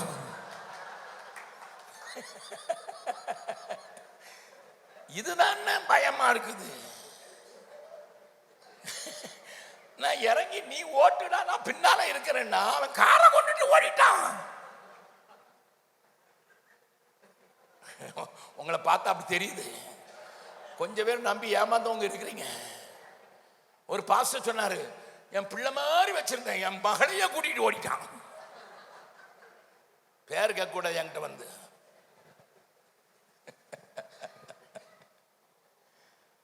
என் போதகத்தை அறிந்திருக்கலாம், என் நடக்கையையும் என் நோக்கத்தையும் அறிந்திருக்க வேண்டும். அப்படி அறியறதுக்கு என்ன போல மனசு தெரியுதா? உன்னை சுத்தி 100 பேர் இருக்கலாம். நான் அடிக்கடி என்னுடைய மக்களுக்கு சொல்வேன், எஸ்தாஸ் இருக்கார், பெல் இருக்கிறாரு, நான் தீமோத்தேயுவை பார்க்கிறேன். நான் பிரதர் இவர் ஜெயசுதாஸுக்கு நான் லெட்டர் எழுதியிருக்கிறேன், உங்களில் ஒரு தீமோத்தேயை பார்க்கிறேன் பிரதர், கேட்டு பாருங்க. எங்களோட 3000க்கு மேல இருக்காங்க, 3000க்கு மேல இருக்காங்க, ஊழியம் செய்யறாங்க, என்ன வேணாலும் செய்வாங்க. அண்ணன் சொல்லிட்டாருன்னா செய்வாங்க, ஓகே. பட் நான் ஊழியத்து 3000 பேர் இல்லாம உதவி செய்யறவங்க வேற யார் இருக்காங்க. இப்ப நான் வந்திருக்கிறதே வேற தம்பிக்காரு, அவன் ஒரு பிசினஸ் மேன், தூத்துக்குடியில் பிஸ்னஸ் வச்சுருக்கான். நான் தமிழ்நாட்டுக்கு வந்தால் அவனே டீசல் போட்டு என்னை கொண்டு போய் என்னை தங்க வச்சு என் சட்டை எடுத்து போட்டு மாட்டி கீட்டி கூட்டி கொண்டு வரான். இது என்கிட்ட ஊழியர்கள் என்கிற அந்த லிஸ்ட்டில் வராத ஆட்களும் இருக்காங்க, ஏராளமான போகிற ஊர்லலாம் இருக்கிறாங்க, போகிற நாட்டிலலாம் இருக்காங்க. ஆனால் நான் தேடுறதெல்லாம் தீமோத்தேயுவை. என் நோக்கத்தை அறிந்தாயா, என் நடக்கையை அறிந்தாயா. என்ன சோதிச்சு பார்க்கணும்னா சில நேரம் உங்களை சோதிச்சு பார்க்கணும், உங்கள் டிரைவர்கிட்ட தான் கேட்கணும். ஏன்னா நீங்க வண்டியில பேசுறதெல்லாம் அவன் தானே கேட்டு வந்தான். பின்னால் 2 பாஸ்டரும் உட்காந்து பேசிக்கிடுவாங்க. போகிறோம், இன்னைக்கு கூப்பிட்டாரு, நம்மளை கனம் பண்ணுவார், நல்ல மனுஷன்தான். ஆனால் கொஞ்சம் அந்த மனுஷன்ட்ட ஜாக்கிரதையாக இருக்கணும்னு சொல்லிட்டு தான் போவார் தலைமை போதகர். யார் கேட்டது? ஆமாம், டிரைவர் என்ன நினைப்போம், உங்கள் நோக்கம்லாம் தெரிஞ்சிச்சுப்போம். மெல்ல போய் அந்த பாஸ்கிட்ட கொஞ்சம் நல்லா கவனிச்சு விடுங்க, ஆள் உங்களை பற்றி ஒரு மாதிரி யோசிச்சுட்டு இருக்காருன்னு சொல்லிவானா இல்லையா? மனுஷ சுவாவம் தானே. ஆமா, கேயாசின்னு ஒருத்தர் இருந்தான் தெரியுமா? ஆமா, எலிசா தண்ணி ஊத்துனா எலிசாவுக்கு கேயாசி தண்ணி ஊத்துல மண்ணையும் போட்டான். ஆமா, நாகமான்ட்ட காணிக்க வாங்காம போயிட்டான்னு பின்னால ஓடி போய், யோ அவர் எங்க ஆள் மறந்துட்டாரு, புதுசா வந்துட்டான், வீட்டுக்கு கொண்டு வச்சிட்டானு. என் மனது உன்னுடைய மனதோடு செல்லவில்லையா சொல்லணும். அப்ப என்ன அர்த்தம்? அந்த வசனத்தை வாசித்துருங்க, அப்பதான் உங்களுக்கு விளங்கும். நான் காட்டி சொல்றது ரைட்டுன்னு தெரியும். 2 ராஜாக்கள் இதெல்லாம் நீங்க வாசித்திருக்கிறதா ஞாபகப்படுத்துறேன், அவ்வளவுதான். 2 ராஜாக்கள் 4வது அதிகாரம்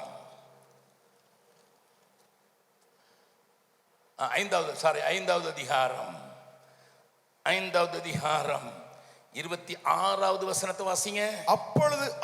அப்பொழுது எலிசா இவனை பார்த்து, கேயாசியை பார்த்து, அந்த மனுஷன் உனக்கு எதிர்கொண்டு வர தன் இரதத்திலிருந்து இறங்கி திரும்புகிற போது என் மனம் உன்னுடனே கூட செல்லவில்லையா? நல்லா கவனிங்க, பவுல் சொல்றாரு, தீமோத்தி என் மனசு மாதிரி. இங்க எலியா சொல்றான், என் மனசு உன் கூட டிராவல் பண்ணிக்கிட்டே இருக்குது. நீ போய் கேயாசிட்ட நாகமான்ட்ட போய் சொன்னல, அப்பவும் நான் கூட தான் நின்னேன்.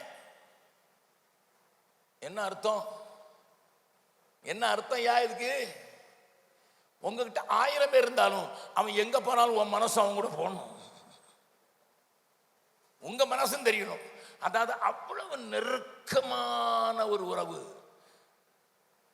தீமோத்தேவே, என் போதகத்தை அறிந்திருக்கிறாய், என் நடக்கை அறிந்திருக்கிறாய், என் நோக்கத்தை அறிந்திருக்கிறாய், என்னுடைய அன்பை அறிந்திருக்கிறாய், என்னுடைய விசுவாசத்தை அறிந்திருக்கிறாய். அதோடு நிக்கல, எனக்கு ஏற்பட்ட துன்பங்களை அறிந்திருக்கிறாய். இப்ப உட்கார்ந்து யோசித்து பாருங்க.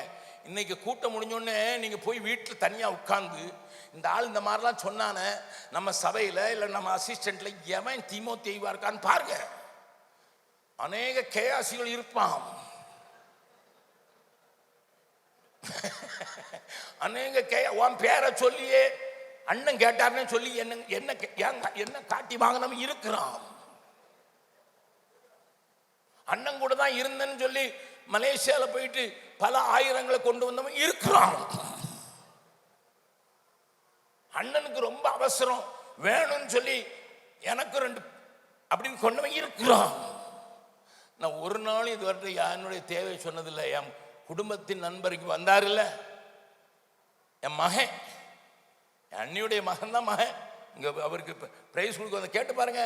குடும்பத்தில் கூட எங்க மாமனார்ட்ட கூட ஒன்றும் கேட்டதில்லை.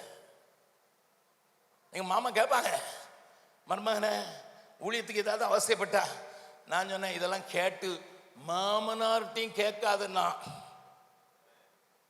மாமனார் தாரங்கிறார். நான் சொன்னேன் நீங்க பொண்ணு தந்ததே போதும், அது இந்த ஆளோட வாழ்க்கை நடத்துறதுன்னா அது பயங்கரமான ஒரு ஆளு. ஆமா, ஏன்னா எவ்வளவு எங்க மாமா மாமியார் என்கிட்ட உங்களுக்கு எவ்வளவு காணிக்க வரும்னு கேட்டிருந்தாங்கன்னா பொண்ணு கொடுத்துருக்க மாட்டாங்க. அந்த நேரத்தில் எனக்கு வந்து 50 ரூபா. எந்த மாதிரி வீட்டில் குடியிருக்க வைப்பீங்கன்னு கேட்டிருந்தாங்கன்னா கொடுத்துருக்க மாட்டாங்க. ஏன்னா என் பெஞ்சாதி இருந்த வீடு 5 பெட்ரூமு, நான் இருந்ததுல டாய்லெட் கூட இல்லை, அங்கே கொண்டு வச்சிருந்தேன். அந்த பிள்ளைய கொடுத்துருக்கிறாரு. அந்த மாமனாட்ட போய் இன்னும் போய் குடுமையா, மோட்டார் சைக்கிள் குடுமையா, புல்லட்டை வாங்கி கொடுங்க, உனக்கு புல்லட் அடிக்கணும். எனக்கு மட்டும் கொடுக்கலையா? கொஞ்சம் பேருக்கு முகமே சுருங்குது. ஏன் கதெல்லாம் இவருக்கு எப்படி தெரியும்? நீ போகும்போது உன்னோடு என் மனம் செல்லவில்லையா?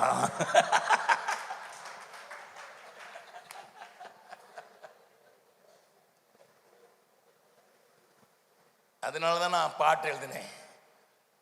என்னுடைய கடைசி பாட்டை நீங்க பாடினீங்க. விண்ணை விட்டு என் கண்ணை அகற்றிடேன், விண்ணை விட்டு என் கண்ணை அகற்றிடேன், மண்ணின் வாழ்வையும் குப்பையா எண்ணுகிறேன், மண்ணின் வாழ்வையும் குப்பையா எண்ணுகிறேன். விண்ணின் வார்த்தைக்கு என்னை தருகிறேன், உண்மை உள்ளவன் என்ற அழைப்பீ. விண்ணின் வார்த்தைக்கு என்னை தருகிறேன், உண்மை உள்ளவன் என்ற அழைப்பீ. ஹல்லேலூயா.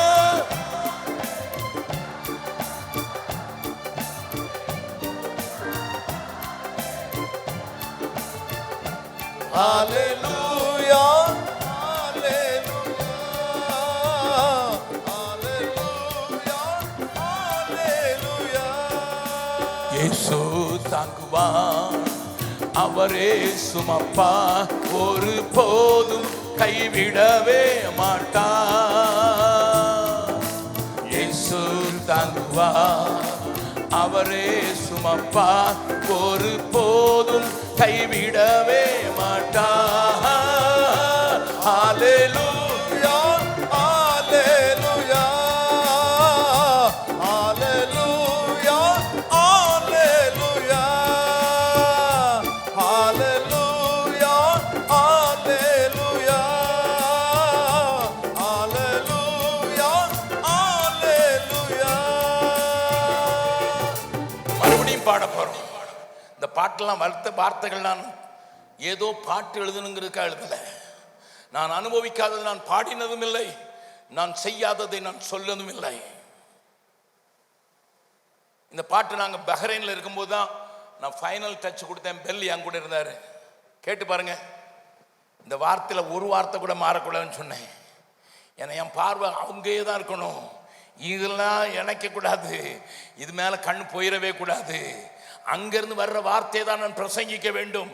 அதனால தான் ஒவ்வொரு பிரசங்கத்துக்கு முன்னால் ஆண்டோட்டத்தில் காத்து கிடக்கிறேன். நீங்கள் பிரசங்கியார்கள் ஒரு பிரசங்கத்தை 10 தடவை செய்யலாம். பில்லி கிரகமே சொன்னார், ஒரு பிரசங்கத்தை 17வது தடவை செய்யும் போது அதுக்கு முழு உருவம் வருதுன்னுட்டு. ஆனால் நான் அப்படி இல்லை. ஆண்டவரே, இந்த கூட்டத்துக்கு போகிற எந்த வார்த்தை தர்றீங்க, அதன் பேரில் நான் பிரசங்கம் பண்ணுறேன். அது பாட்டுக்கு கர்த்தர் பேசிக்கொண்டே இருக்கிறாரு. ஹல்லேலூயா. வருகிறவர்கள் தொழப்படுகிறார்கள். இந்த விண்ணின் வார்த்தைக்கு என்னை தருகிறேன். வார்த்தை வந்து அதுக்கு நான் முதல்ல கீழ்ப்படுகிறேன். அப்பந்தான் என்ன நீர் உண்மையுள்ளவன்னு சொல்வீரு, கொடுத்தது அப்படியே கொடுத்தான்னு சொல்வீரு. நான் ஏற்றி இறக்கி பேசினேன்னா என்னை உண்மை இல்லாதவன் சொல்லிடுறாண்டியவர. பழலாம எல்லாரும் இருதயத்தினால ஊழியக்காரர்கள் ஊழியக்காரிகளாக ஒரு பெரிய தீர்மானத்தோடு கூட விண்ணை விட்டு என் கண்ணை அகற்றிடேன், விண்ணை விட்டு என் கண்ணை அகற்றிடேன், மண்ணின் வாழ்வையும் குப்பையை எண்ணுகிறேன், மண்ணின் வாழ்வையும் குப்பையை எண்ணுகிறேன். விண்ணின் வார்த்தைக்கு என்னை தருகிறேன், உண்மை உள்ளவன் என்ற அழைப்பீ. விண்ணின் வார்த்தைக்கு என்னை தருகிறேன், உண்மை உள்ளவன் என்ற அழைப்பீ. ஹல்லேலூயா, ஹல்லேலூயா, ஹல்லேலூயா, ஹல்லேலூயா, ஹல்லேலூயா, ஹல்லேலூயா, ஹல்லேலூயா. நான் சொல்லுற சில உதாரணங்களை நீங்க மற்றவர்களுக்கு மாத்திரம் பொருத்தி பார்த்து இவரை சொல்லியிருப்பாரோ அவரை சொல்லியிருப்பாருங்கிறத விட்டுட்டு நான் இப்படி இருக்கக்கூடாதுன்னு கற்றுக்கொள்ளுக்கு தான் சில காரியங்கள் சொல்கிறேன். தமிழ்நாட்டில் இருக்கிற ஒரு பெரிய பட்டணத்தினுடைய ஒரு சபையில் ஜெம்ஸ் ஊழியர்களாக சேர்ந்து அந்த பாஸ்டரை பார்த்து, ஐயா உங்கள் சர்ச்சை இந்த பொது கூட்டத்துக்கு தாங்க அப்படின்னு சொல்லி கூட்டம் நடத்துறதுக்கு கூப்பிட்டாங்க. அவர் என்ன செஞ்சார் தெரியுமா? சர்ச்சு கொடுக்குறேன், அப்படின்னு சொல்லிட்டு, அது ஏசி பண்ணப்பட்ட சர்ச்சு. பயங்கர சூடு, மே மாசத்துல பயங்கரமா சூடு, அவங்கவுங்க இருக்க முடியாம இருக்கிறாங்க. அவர் ஏசி போட மாட்டேன்ட்டார். பெரிய பாஸ்டர், பெரிய சர்ச்சு, ஏசி பண்ணியிருக்காங்க, ஆனால் கொடுக்கல. நான் பிரசங்கத்திலேயே சொல்லும்போது சொன்னேன், நான் ஒரு திறந்த புஸ்தகமாக வாழ விரும்புகிறேன். என் வீடும் திறந்த வீடு தான். எங்கள் வீட்டுக்குள்ள யார் வேணாலும் வரலாம், எது வேணாலும் தூக்கிட்டு போகலாம், என் மனைவியை தவிர.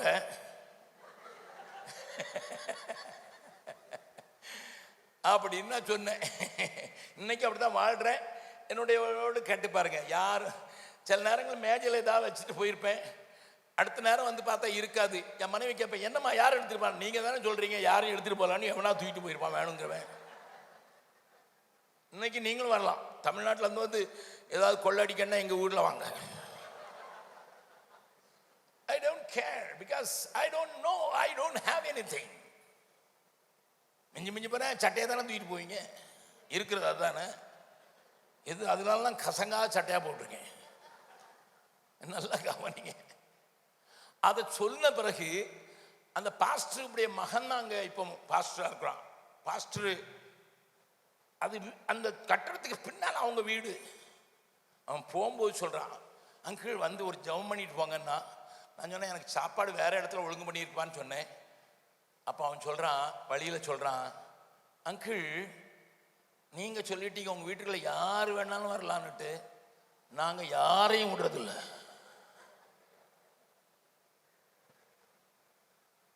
நான் அவனை திரும்பி பார்த்தேன், எதுக்குப்பா? விசுவாசிகளாம் விடுறது இல்லை, எல்லாம் சர்ச்சில் ஜெபம் பண்ண அங்கே பண்ணும், வீட்டுக்குள்ள வரக்கூடாது. வலுக்கட்டாயமாக வந்து ஜெபம் பண்ணுங்கன்னு இழுத்துட்டு போயிட்டான். வீட்டை பார்த்தா 4 லாரிக்கு சாமா இருக்கு. எதுக்கு விட மாட்டான்னு எனக்கு தெரிஞ்சிச்சு.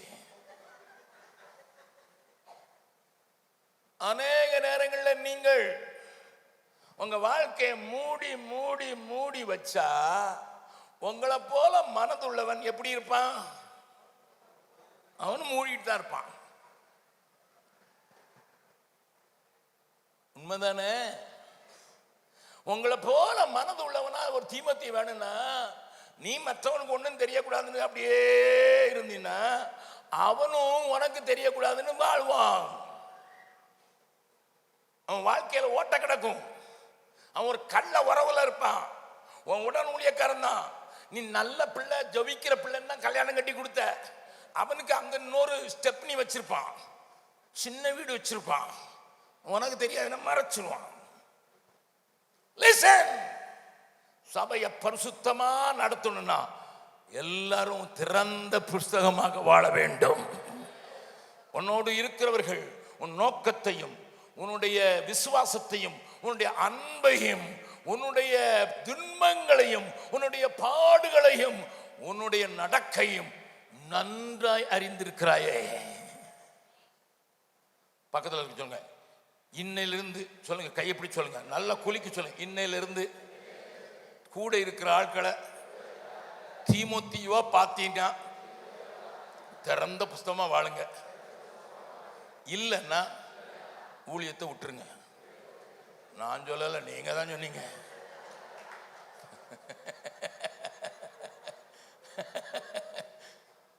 என்னத்துக்கு மூடி மறைச்சி? என் நோக்கம் தெரியட்டும், என் ஏக்கம் தெரியட்டும், என் கூட இருக்குங்க தெரியுங்க. அப்பதான் நீங்க கடத்தி போக முடியும். அவன்கிட்ட கடத்தி விட முடியும். அவன் கடத்துகிறவனா மாறுவான், அவன் கடத்தமாக மாறுவான். ஏதோ வந்தா ஊழியம் செஞ்சோம், ஒரு 200 பேர் சபையை கட்டினோம், நல்ல தசமமாக வருது, நல்ல ஒரு சர்ச்சை போட்டாச்சு, அடுத்த நாள் பிள்ளையும் ரெடி பண்ணியாச்சு, பைபிள் காலேஜுக்கு அனுப்பி வசதியா வச்சு பிள்ளைங்களெல்லாம் செட்டில் பண்ணியிருக்கேன். செட்டில் நீ செட்டில் பண்ணியா இல்லடா அவனை இங்கேயே இருக்கிற மாதிரி ஒன்று அடிக்கிட்டு போயிட்டியோ தெரியல. தேவன் உங்களை மனக்கண்களை திறப்பாராக. I am leaving a legacy. I am supposed to leave a legacy to my children. இன்னொரு வசனத்தை வாசிக்கலாம். 2 கொரிந்தியர் 12வது அதிகாரம், 2 கொரிந்தியர் 12வது அதிகாரத்தில் 2 வசனங்களை நாம் பார்க்க போகிறோம்.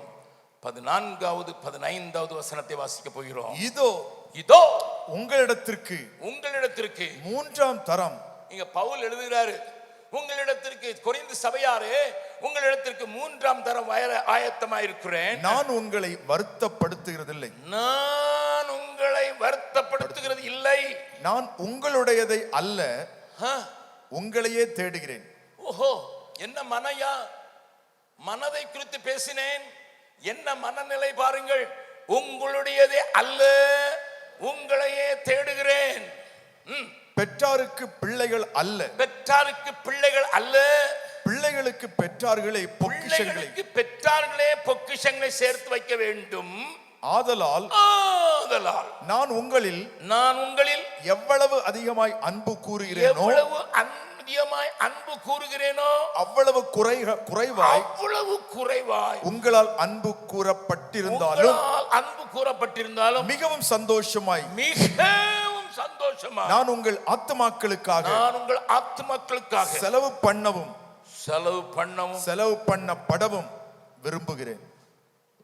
என்ன மனநிலைன்னு கேட்பீங்க. மனதுன்னு சொன்னீங்களையா, என்ன மனநிலை? What is an attitude? What is your attitude? இந்த வசனம், 2 வசனத்தை நீங்க வீட்டில் போய் மறுபடியும் வாசிக்கிறது நல்லது. உங்களுடையது அல்ல, உங்களையே. ஏன்னா நீங்க நான் உங்களிடத்துல அன்பு காட்டுறது போல நீங்க காட்டுறது இல்ல. நான் உங்களிடத்துல இவ்வளவு அன்பு காட்டுறேன், நீங்க அதையும் நான் சந்தோஷமா ஏற்றுக்கொள்றேன். ஆண்டவர் நின்ன பீகாருக்கு கொண்டு போகும்போது, சென்னையிலிருந்து கல்கட்டா வரைக்கும் போற ட்ரெயின்ல நான் பல வருடங்களுக்கு பின்பு செய்ய போற ஊழியத்தெல்லாம் காட்டினார். நீங்க நம்ப மாட்டீங்க, அவைகளுடைய தான் நிறைவேற்றி கொண்டிருக்கேன். ஏன்னா நான் பெற்ற ஊழியத்தை நிறைவேற்றவுமே விரும்புகிறேன். அது பவுல் அன்னைக்கு என்ன காட்டினாரோ அதை தான் நிறைவேற்றி கொண்டிருக்கிறேன். அதுல ஒண்ணு சொன்னாரு, ஒன்னு அன்கிரேட்ஃபுல் பீப்புள் மத்தியில கொண்டு போறேன். அதாவது நன்றி அறியாதவங்க மத்தியில கொண்டு போறேன். எங்க வீட்டில் ஒரு பிள்ளையை வச்சிருந்தோம். 6 வயசுல இருந்து அவளை வச்சிருந்தோம். அவளை ஸ்கூலுக்கு அனுப்புறோம். எங்க வீட்லயும் கொஞ்சம் பிள்ளை மாதிரி அவளும் வேலை செய்வா. அவ பேரு சொல்றேன், அல்ஃபா. 6 வயசுல இருந்து கூட வச்சிருந்தோம். அவளுக்கு எல்லாம் செய்தோம். அவளை பாலிடெக்னிக் காலேஜில் படிக்க வச்சோம். பாலிடெக்னிக் காலேஜில் அவளால் படிக்க முடியல. அதனால மறுபடியும் டீச்சர் ஆக்கி நாங்கள் நடத்துகிற இங்கிலீஷ் ஸ்கூலில் அவளை டீச்சராக வச்சோம். எங்கள் வீட்டில் இருந்தால் காலையில் ஸ்கூலுக்கு போகணுனால என் மனைவி எந்திரிச்சான்னா அவளுக்கு ஏதாவது முட்டை போட்டு கொடுக்கணும். அவளுக்கு வேற ஒன்றும் செய்ய முடியாது. காலையில் என் மனைவி இந்த வியாதியின் நிமித்தம் அல்லது மாத்திரைகளின் நிமித்தம் 9:30 மணிக்கு தான் எந்திரிக்கணும். 8:15 போயிடுவா. எதையாவது ஆக்கி அங்கே வந்து ரூமில் வச்சு போயிடுவா. யாராவது ஒருத்தர் வந்து ஊட்டி விடணும் என் மனைவிக்கு. மத்தியானம் சாப்பிட்றதுக்கு வரமாட்டா. 3:30 மணிக்கு வருவா. ஸ்கூல் முடிஞ்சு வந்து சாப்பிடுவா. மறுபடியும் கொஞ்சம் சாயங்காலம் எங்களுக்கு ரொட்டி செஞ்சு கொடுப்பா. எனக்கு காலையில் எந்திரிச்ச உடனே நான் 4:30 மணி ஆள். ஆனால் 6:30 மணிக்கு தான் டீ குடிப்பேன். எனக்கு காப்பி குடிப்பேன். 6:30 மணிக்கு காப்பி கொண்டு வருவா. இதுதான் பெரிய ஒன்றும் வேலை கிடையாது. ஆனால் எங்கள் பிள்ளைய காட்டிலும் அதிகம் நேசித்திருந்தோம். 21 வருடங்கள் எங்களோடு இருந்தா. 6 வயசுல இருந்து 21 வருஷம். 26 தாண்டி 27 ஆச்சு. நான் தான் ஸ்கூலுக்கு செக்ரட்டரி. எங்க வீட்டில் தான் இருக்கிறா. ஆனா அவ பிரின்சிபலுக்கு ரிசிக்னேஷன் லெட்டர் எழுதி கொடுத்து பிரின்சிபல் எனக்கு அனுப்புறாங்க. நல்லா கவனிங்க. நான் அவளை கூப்பிட்டு கேட்டேன், ஏமா பாப்பா, நாங்கள் பிள்ளைகளையும் மேலாக வளர்த்துக்கிறோம். உனக்கு நாங்கள் என் பிள்ளைங்களுக்கு வாங்கி கொடுக்காட்ட கூட உனக்கு நல்ல சாரி வாங்கி கொடுப்பா என்னுடைய மனைவி. மாசம் மாசம் காசு அவன் பேங்க் அக்கௌண்ட்ல போடுறோம். கல்யாணம் ஆகும் அந்த வீடெல்லாம் அவளுக்கு நாங்க அவ என்ற பணிக்கு அவளுக்கு கொடுத்துருவோம், காசை கொடுத்துருவோம். வேலைக்காரியா வைக்கல, பிள்ளையாக வச்சிருந்தாலும் காசை கொடுத்தோம். 21 வருஷம் இருந்துட்டு வேலை ஸ்கூலை விட்டுட்டு போகும்போது ஒரு ரெசிக்னேஷன் லெட்டர் கொடுத்தது. அங்கிள், நான் ஸ்கூலை வேலையை விடுறேன்னு சொல்லியா, ஆன்டிட்டு சொல்லியா, தோணலை. அப்பா கிட்ட சொல்றதுக்கு தோணல, அம்மா கிட்ட சொல்றதுக்கு தோணல. நீங்க எப்படி இருந்திருப்பீங்க? இப்போ நீங்க என்ன செஞ்சிருப்பீங்க? என்ன கேட்கிற அருமையானவர்களே, நான் அவளை ஆசீர்வதிச்சது மாத்திர உன் கல்யாணத்தை நான் நடத்தி வைப்பேன்டி. இப்ப எங்க கூட இல்லவா, மேல் படிப்பு படிக்கிறேன், பிஎட் படிக்க போயிட்டா, எங்க கூட இல்லை. அதோடு மட்டும் இல்ல, நமக்கு கிறிஸ்தவ ஸ்கூல் 2 நடத்துறோம். இதுக்கு மத்தியில் ஒரு இந்து போராட்டமான ஒரு விரோதமான ஒரு சக்தி ஒரு ஸ்கூலை ஆரம்பிச்சிருக்குது. அந்த ஸ்கூலுக்கு அப்ளை பண்ணியிருக்கா டீச்சரா வர்றதுக்கு. இப்படிப்பட்ட மக்கள் மத்தியில் இந்த ஊழியம் செய்த ஆண்டவர் கூப்பிட்டாரு. அன்னைக்கே சொல்லிட்டாரு, 53 வருஷம் முன்னால் சொல்லாரு, நன்றி அறியாதவங்கிட்ட தான் அனுப்புறேன், அவங்கிட்ட நீ ஒன்னும் எதிர்பார்க்க கூடாது, நீ உன் கடமையை செய்துட்டு போனோம், பரலோகத்தில் உன் பொக்கிஷம் பெரிதா இருக்கும். இந்த வசனம் அதான் அர்த்தம். நான் எவ்வளவு அன்பு கூர்ந்த அவ்வளவு குறைவாய் உங்களால் அன்பு கூறப்பட்டாலும் மகிழ்ச்சியோடு நான் உங்களிடத்துல, உங்களுடையதே அல்ல உங்களையே. என்ன எனக்கெல்லாம் ஆத்மா ஒன்றும் ரட்சிக்காமல் வெட்கத்தோடு ஆண்டவா வேறும் கைய நாக உம்மை கண்டு கொள்ளல் ஆகுமோ, கரையேறி உமதண்டை நீர்க்கும் போது ரட்சகா உதவாமல் பலனற்று வெட்கப்பட்டு போவேனோ, ஆத்மா ஒன்றும் ரட்சிக்காமல் வெட்கத்தோடு ஆண்டவா வேறும் கைய நாக உம்மை கண்டு கொள்ளல் ஆகுமோ, தேவரீர்க்கை தாங்க சற்றும் சாவு கஞ்சி கலங்கு. தேவரீர் கை தாங்க மட்டும் சாவு கஞ்சி கலங்கு, ஆயினும் நான் பேலன் காண உழைக்காமல் போயினே, ஆத்மா ஒன்றும் ரட்சிக்காமல் வெட்கத்தோடு ஆண்டவா வேறும் கைய நாக உம்மை கண்டு கொள்ளல் ஆகுமோ.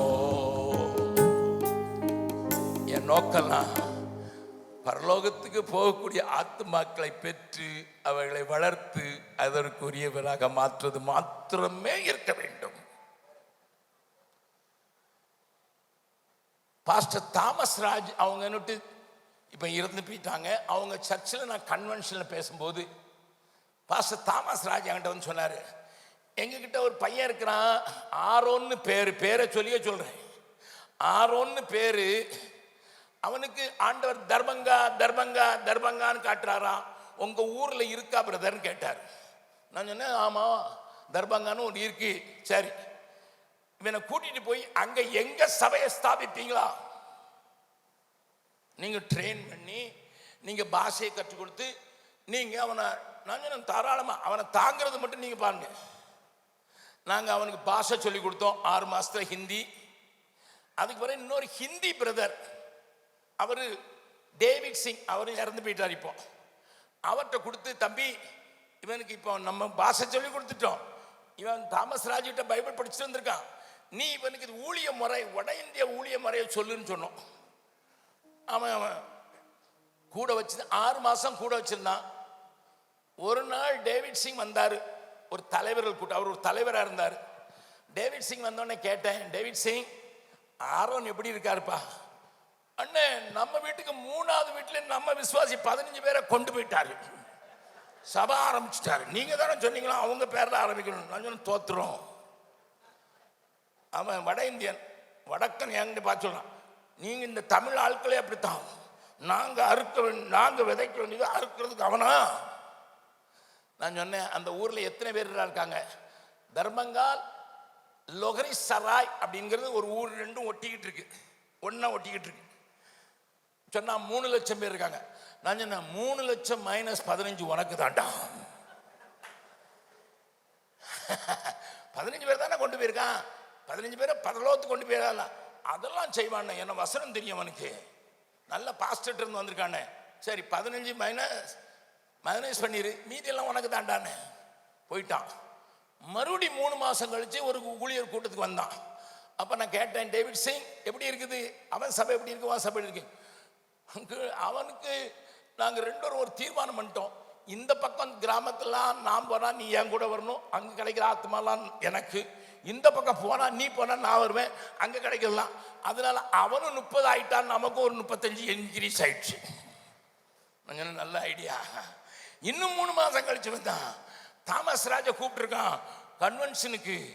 அதனால நாங்கள் 2 பேரும் சேர்ந்தே நடத்தலாம்னு தீர்மானம் பண்ணியிருக்கோம். நம்ம 65 பேர், அவங்க 35 பேர் எல்லாம் சேர்ந்து வந்தோம். 100 பேர் இருந்தார், அவரும் பிரசங்கம் பண்ணிட்டு போயிட்டாரு. என்ன நடந்துன்னு சொன்னேன், இன்னும் 25 பேர் அவனுக்கு சேர்ந்துட்டான், இன்னும் 25 பேர் எனக்கும் சேர்ந்துட்டான். அல்லேலூயா. போர்டு வேறன்னா என்னய்யா, பரலோகம் போவானா? ஹலோ. சரி, ஒரு நாள் அவனுக்கு 65 ஆயிடுச்சு. யாருக்கு? ஆரோனுக்கு 65 ஆயிடுச்சு. இங்க 130 ஆயிடுச்சு, டபுள் ஆயிடுச்சு. ஊழியம் பயங்கரமா நடந்துகிட்டு இருக்கும்போது ஒரு நாள் மறுபடியும் வந்தான். ஆரோன் ஊரை விட்டு ஓடிட்டான். என்ன ஆச்சுப்பா? ராத்திரி வந்து துப்பாக்கியை காட்டி, நீ தமிழ்நாட்டில இருந்து வந்து சரியா உன்னை சுட்டுறேன்டான்னு சொன்னா, இல்ல ஒன்னே சுட்டுட்டு உன் பெஞ்சாதிய தூக்கிட்டு போயிடும் சொன்னா, ராத்திரியோட ராஜஸ்தான் போயிட்டான். நடந்தது சொல்றேன், அட்ரஸ் வேணா தர்றேன்.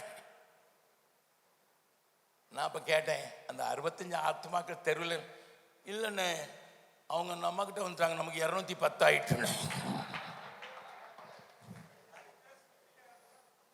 இன்னைக்கு போய் பாருங்க, அங்க ஒரு பைபிள் ஸ்கூல் இருக்குது, சபை இருக்குது, அதுக்கு 4 பிரான்ச் உண்டாயிடுச்சு. பக்கத்துல சொல்லுங்க, தீமையானா கூட ஆத்மாக்கள் மேலதான் உனக்கு கண்ணு இருந்ததுன்னா நீ வளருவ, கர்த்தர் உன்னை உயர்த்துவா. நம்புறவங்க மாத்திரம் தலைக்கு மேல கையை தட்டி ஆண்டருக்கு நன்றி செலுத்தலாம்.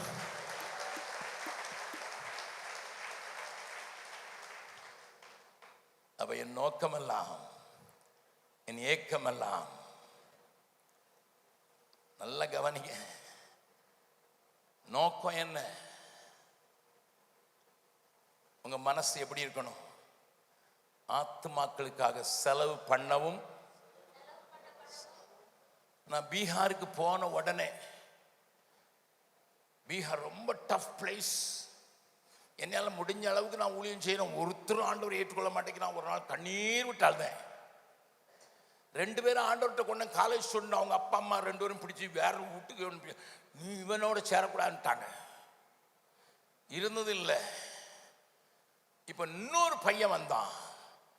அவன் வந்த உடனே, ஐயா உங்க பிரசங்கத்தை நான் கேட்டேன், தெருவில் இயேசுவை ஏற்றுக்கொண்டேன், என்னை வீட்டில் இருந்து அடிச்சு துரத்திட்டாங்க.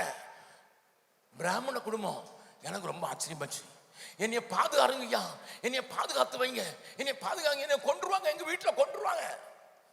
நீங்க நம்பினாலும் சரி, நம்பாட்டாலும் சரி. அவன் பேர் நாகேந்திரன்.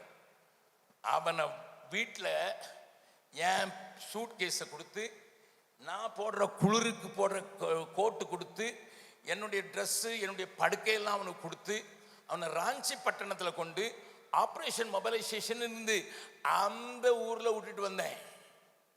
அவங்ககிட்ட ஒப்புட்டுருந்தேன், கொஞ்சம் பத்திரமா பார்த்துக்கங்கன்ட்டு. 1வது வாரத்தில் திரும்பி வந்துட்டான். போட்டிருந்த கண்ணாடி, அவன் போட்டிருந்தான் கண்ணாடி, அதுக்கு முன்னால் கண்ணாடியை காணோம். வந்து அழுகிறான். அங்கே இங்கே அவங்க நல்லா நடத்தலை, அதனால நான் சொல்லாம கொள்ளாம ஓடி வந்தேன், நடந்தே வந்தேன். வழியில் திருடங்க எல்லாத்தையும் பிடிங்கிட்டாங்க, கண்ணாடியும் உடைச்சிட்டாங்க, நடந்து வரைக்கும் அழுகிறான். அப்பதான் எனக்கு தெரிஞ்சது அவன் என்னை ஏமாத்தியிருக்கான். பிராமண கொடுத்து சேர்ந்து வந்தான். ஆனால் அவங்க வீட்டில் ஆண்டவரை ஏற்றுக்கொண்டேன்னு இவன் சொல்லவும் இல்லை, அவங்க எதிர்த்து வரணும்னு சொல்ல. நான் உட்காந்து யோசித்தேன், ஆண்டவரை முதல்ல ஆத்மா எவ்வளோ சந்தோஷமா நான் கொண்டு என் செலவில் ராஞ்சியில் போய் எனக்கு இடம் தெரியாதனால ஒரு ஹோட்டலில் தங்க வச்சு எனக்கு மூடுறதுக்கு கம்பளி இல்லாமல் இருக்குது, அவனுக்கு கொடுத்து எல்லாத்தையும் கொடுத்துட்டு வந்து ஆண்டவரை. ஆண்டவர் சொன்னார், ஆத்மாக்களுக்காக செலவு பண்ணவும் செலவு பண்ணப்படவும் விரும்புகிறேன். இன்னைக்கு அவன் எந்த ஊர்ல இருந்து என்னை ஏமாத்தினானோ அந்த ஊர்ல 350 பேர் கொண்ட ஒரு சபையை ஆண்டவர் தந்திருக்கிறார். அவனுடைய குடும்பத்தார் அதில் வராங்க. பக்கத்தில் உங்களை கையை பிடிச்சு சொல்லுங்க,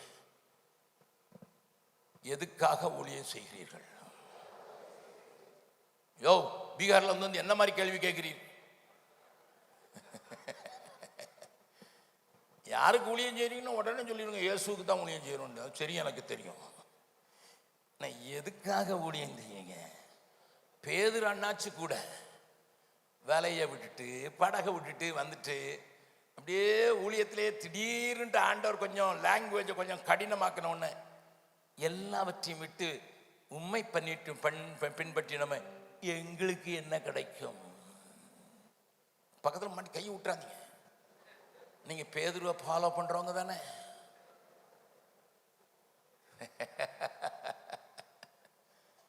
பாதி ஊழியத்துல திடீர்னு நமக்கு கோழந்தோம், நமக்கு என்னடா கிடைச்சது, நமக்கு என்னதான் கிடைச்சது?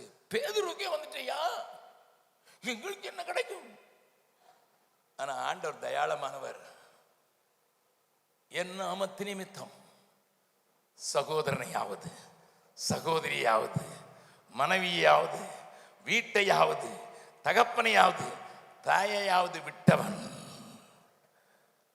பரலோகத்தில் 100 பெறுவது மாத்திரம் இல்ல, நீங்க எனக்கா எல்லாத்தையும் விட்டல, சிங்காசனத்துல இடம். 12 கோத்திரத்தையும் விசாரிக்கிறதுக்கு உங்களை சிங்காசனத்துல. ஆண்டவர் உடனே இதுக்குதான் வந்தியா என் பின்னால அப்படி கேட்கல. தெரியும், வீக்னஸ் தெரியும். பக்கத்துல சொல்லுங்க, உங்க பலவீனம் தெரியும். ஆமா, அந்த பாஸ்டர்ஸ் மீட்டிங் போனா எனக்கு என்ன கிடைக்கும்? எஸ்பிசில போன என்கிட்ட காசு கேட்பீங்களா இல்லைன்னா கொடுப்பீங்களா? கொடுப்பீங்களா? அப்ப நானும் சேர்ந்துக்கிறேன். நீ என்ன கிடைக்கும் என்று தான் நினைத்தாலும் என் ஆண்டவர் ஒரு நாளும் உன்னுடைய காரியத்தை மறக்காதவர். உன்னை சிங்காசனத்தில் உட்கார வைக்கிறதுக்காகத்தான் மனைவி ஆயிலும் தகப்பனை ஆயிலும் தாயாயிலும் விட்டவன். என்ன பீகார்ல அடிச்சிட்டாங்க. எனக்கு வந்த மெயில் இவ்வளவு எங்க இருந்து தெரியுமா? இலங்கையில இருந்து. என்ன சொன்னா, உங்க மேல கை வச்சுட்டானா நாங்க வந்து தீ குளிப்போங்கிறோம். அங்க இருந்துட்டு இன்னொருத்தர் எழுதியிருக்கா, நான் முன்னால எல்டிடில இருந்த ஆளியா. எப்பா அங்கே இருங்கப்பா, இங்க வந்து எங்க ஊழியத்தை கெடுத்துறாதீங்க. எதுக்கு சொல்றேன்னா, நீ மாத்திரம் ஆத்துமாக்களை மாத்திரம் குறிய வச்சா உனக்காக உயிர் கொடுக்கிறதுக்கு ஏராளமான பேர் உண்டு. ஏதோ ஒரு நடிகை செத்து போனான்னுட்டு தீ குளிச்சுக்கிட்டான். ஸ்ரீதேவி செத்து போனாலாம், தற்கொலை பண்ணிக்கிட்டாளாம். தமிழ்நாட்டில் இருக்கிற புத்தி கட்டவனுங்க தீ குளிச்சுட்டான். எதுக்கு? நேற்று ரஜினிகாந்த் கூலின்னு ஒரு படத்துல 69 வயசுலயும் டான்ஸ் ஆடுறாருன்னு சொல்லி அவர் படத்துக்கு கட் அவுட்டுக்கு பால் ஊத்துறான். முட்டாள் தமிழகமே, உனக்காக உயிர் கொடுத்து உன்னை விலைக்கு வாங்கி உன்னை சிங்காசனத்தில் உட்கார வைக்கிற அந்த ஆண்டவருக்கு நீ என்ன செய்தாய்? உங்க வீட்டில் இருக்க போய் சபைக்கு சொல்லுங்க. ரஜினிகாந்த் கட் அவுட்டுக்கு பாலை ஊத்துறான். நான் நேற்று வீடியோ பார்த்து தான் சொல்றேன். எனக்காக அடிக்கப்பட்டவர், எனக்காக நொறுக்கப்பட்டவர், எனக்காக பாடுகளை சகித்தவருமாகிய அந்த அன்பருக்கு நான் என்ன தருவேன்? பொன் கொடுக்க முடியாது, ஏன்னா அங்க ரோடே தான் போட்டுருக்காங்க.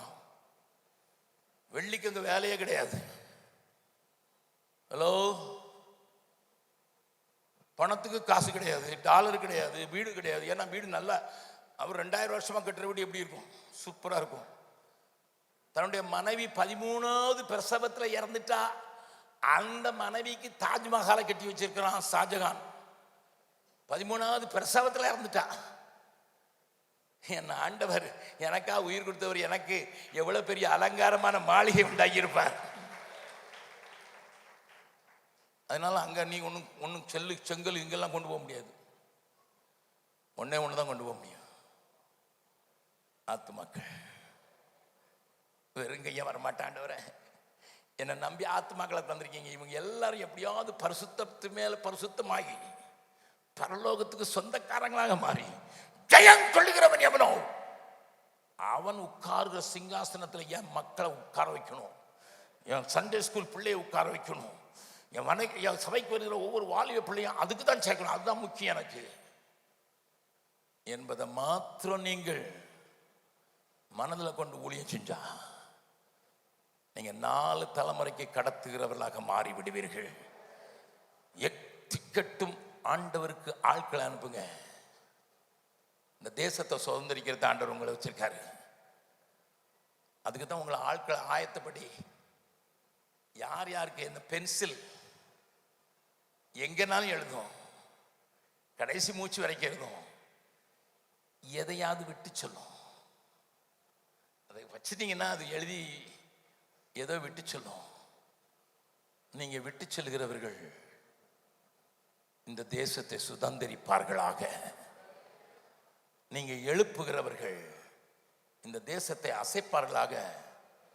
என சொல்லப்பட்டிராத இடம் இன்னும் 1000 இருக்குது. நீங்களே பிடிச்சு வச்சுக்கிட்டு இருக்காதீங்க. நான் எப்பொழுதும் சொல்ற அந்த காரியத்தை மட்டும் சொல்லி முடிக்கிறேன். கோழி பார்த்துருக்கீங்களா? பார்த்துருப்பீங்க. கோழி அடை வைக்கிறத பார்த்துருக்கீங்களா? ஆமா. கோழி முட்டை போட்டு மேலே உட்கார்ந்துருக்கும்.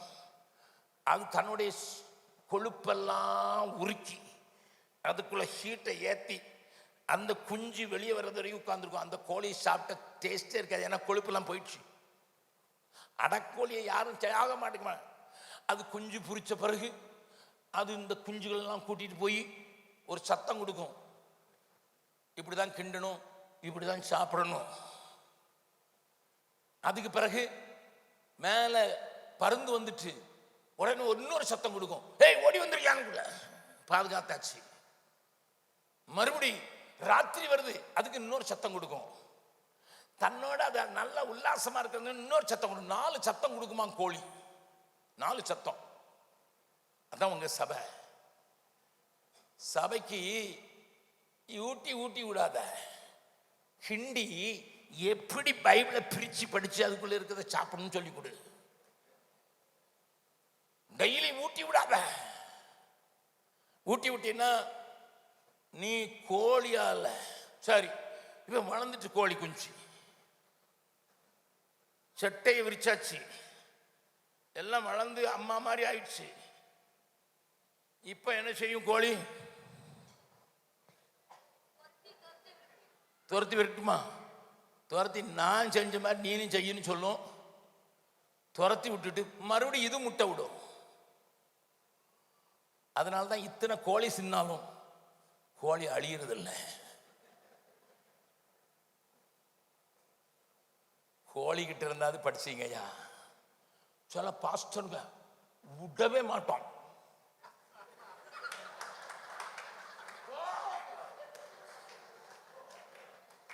அட பாவிகளா, கோழி குஞ்ச வளர்த்தது நல்லதுதான், அது முட்டை போட்டு அதுவும் பெருக்கட்டுண்டா, அது 7 தலைமுறைக்கு உனக்கு உண்டாக்கிவிடும்.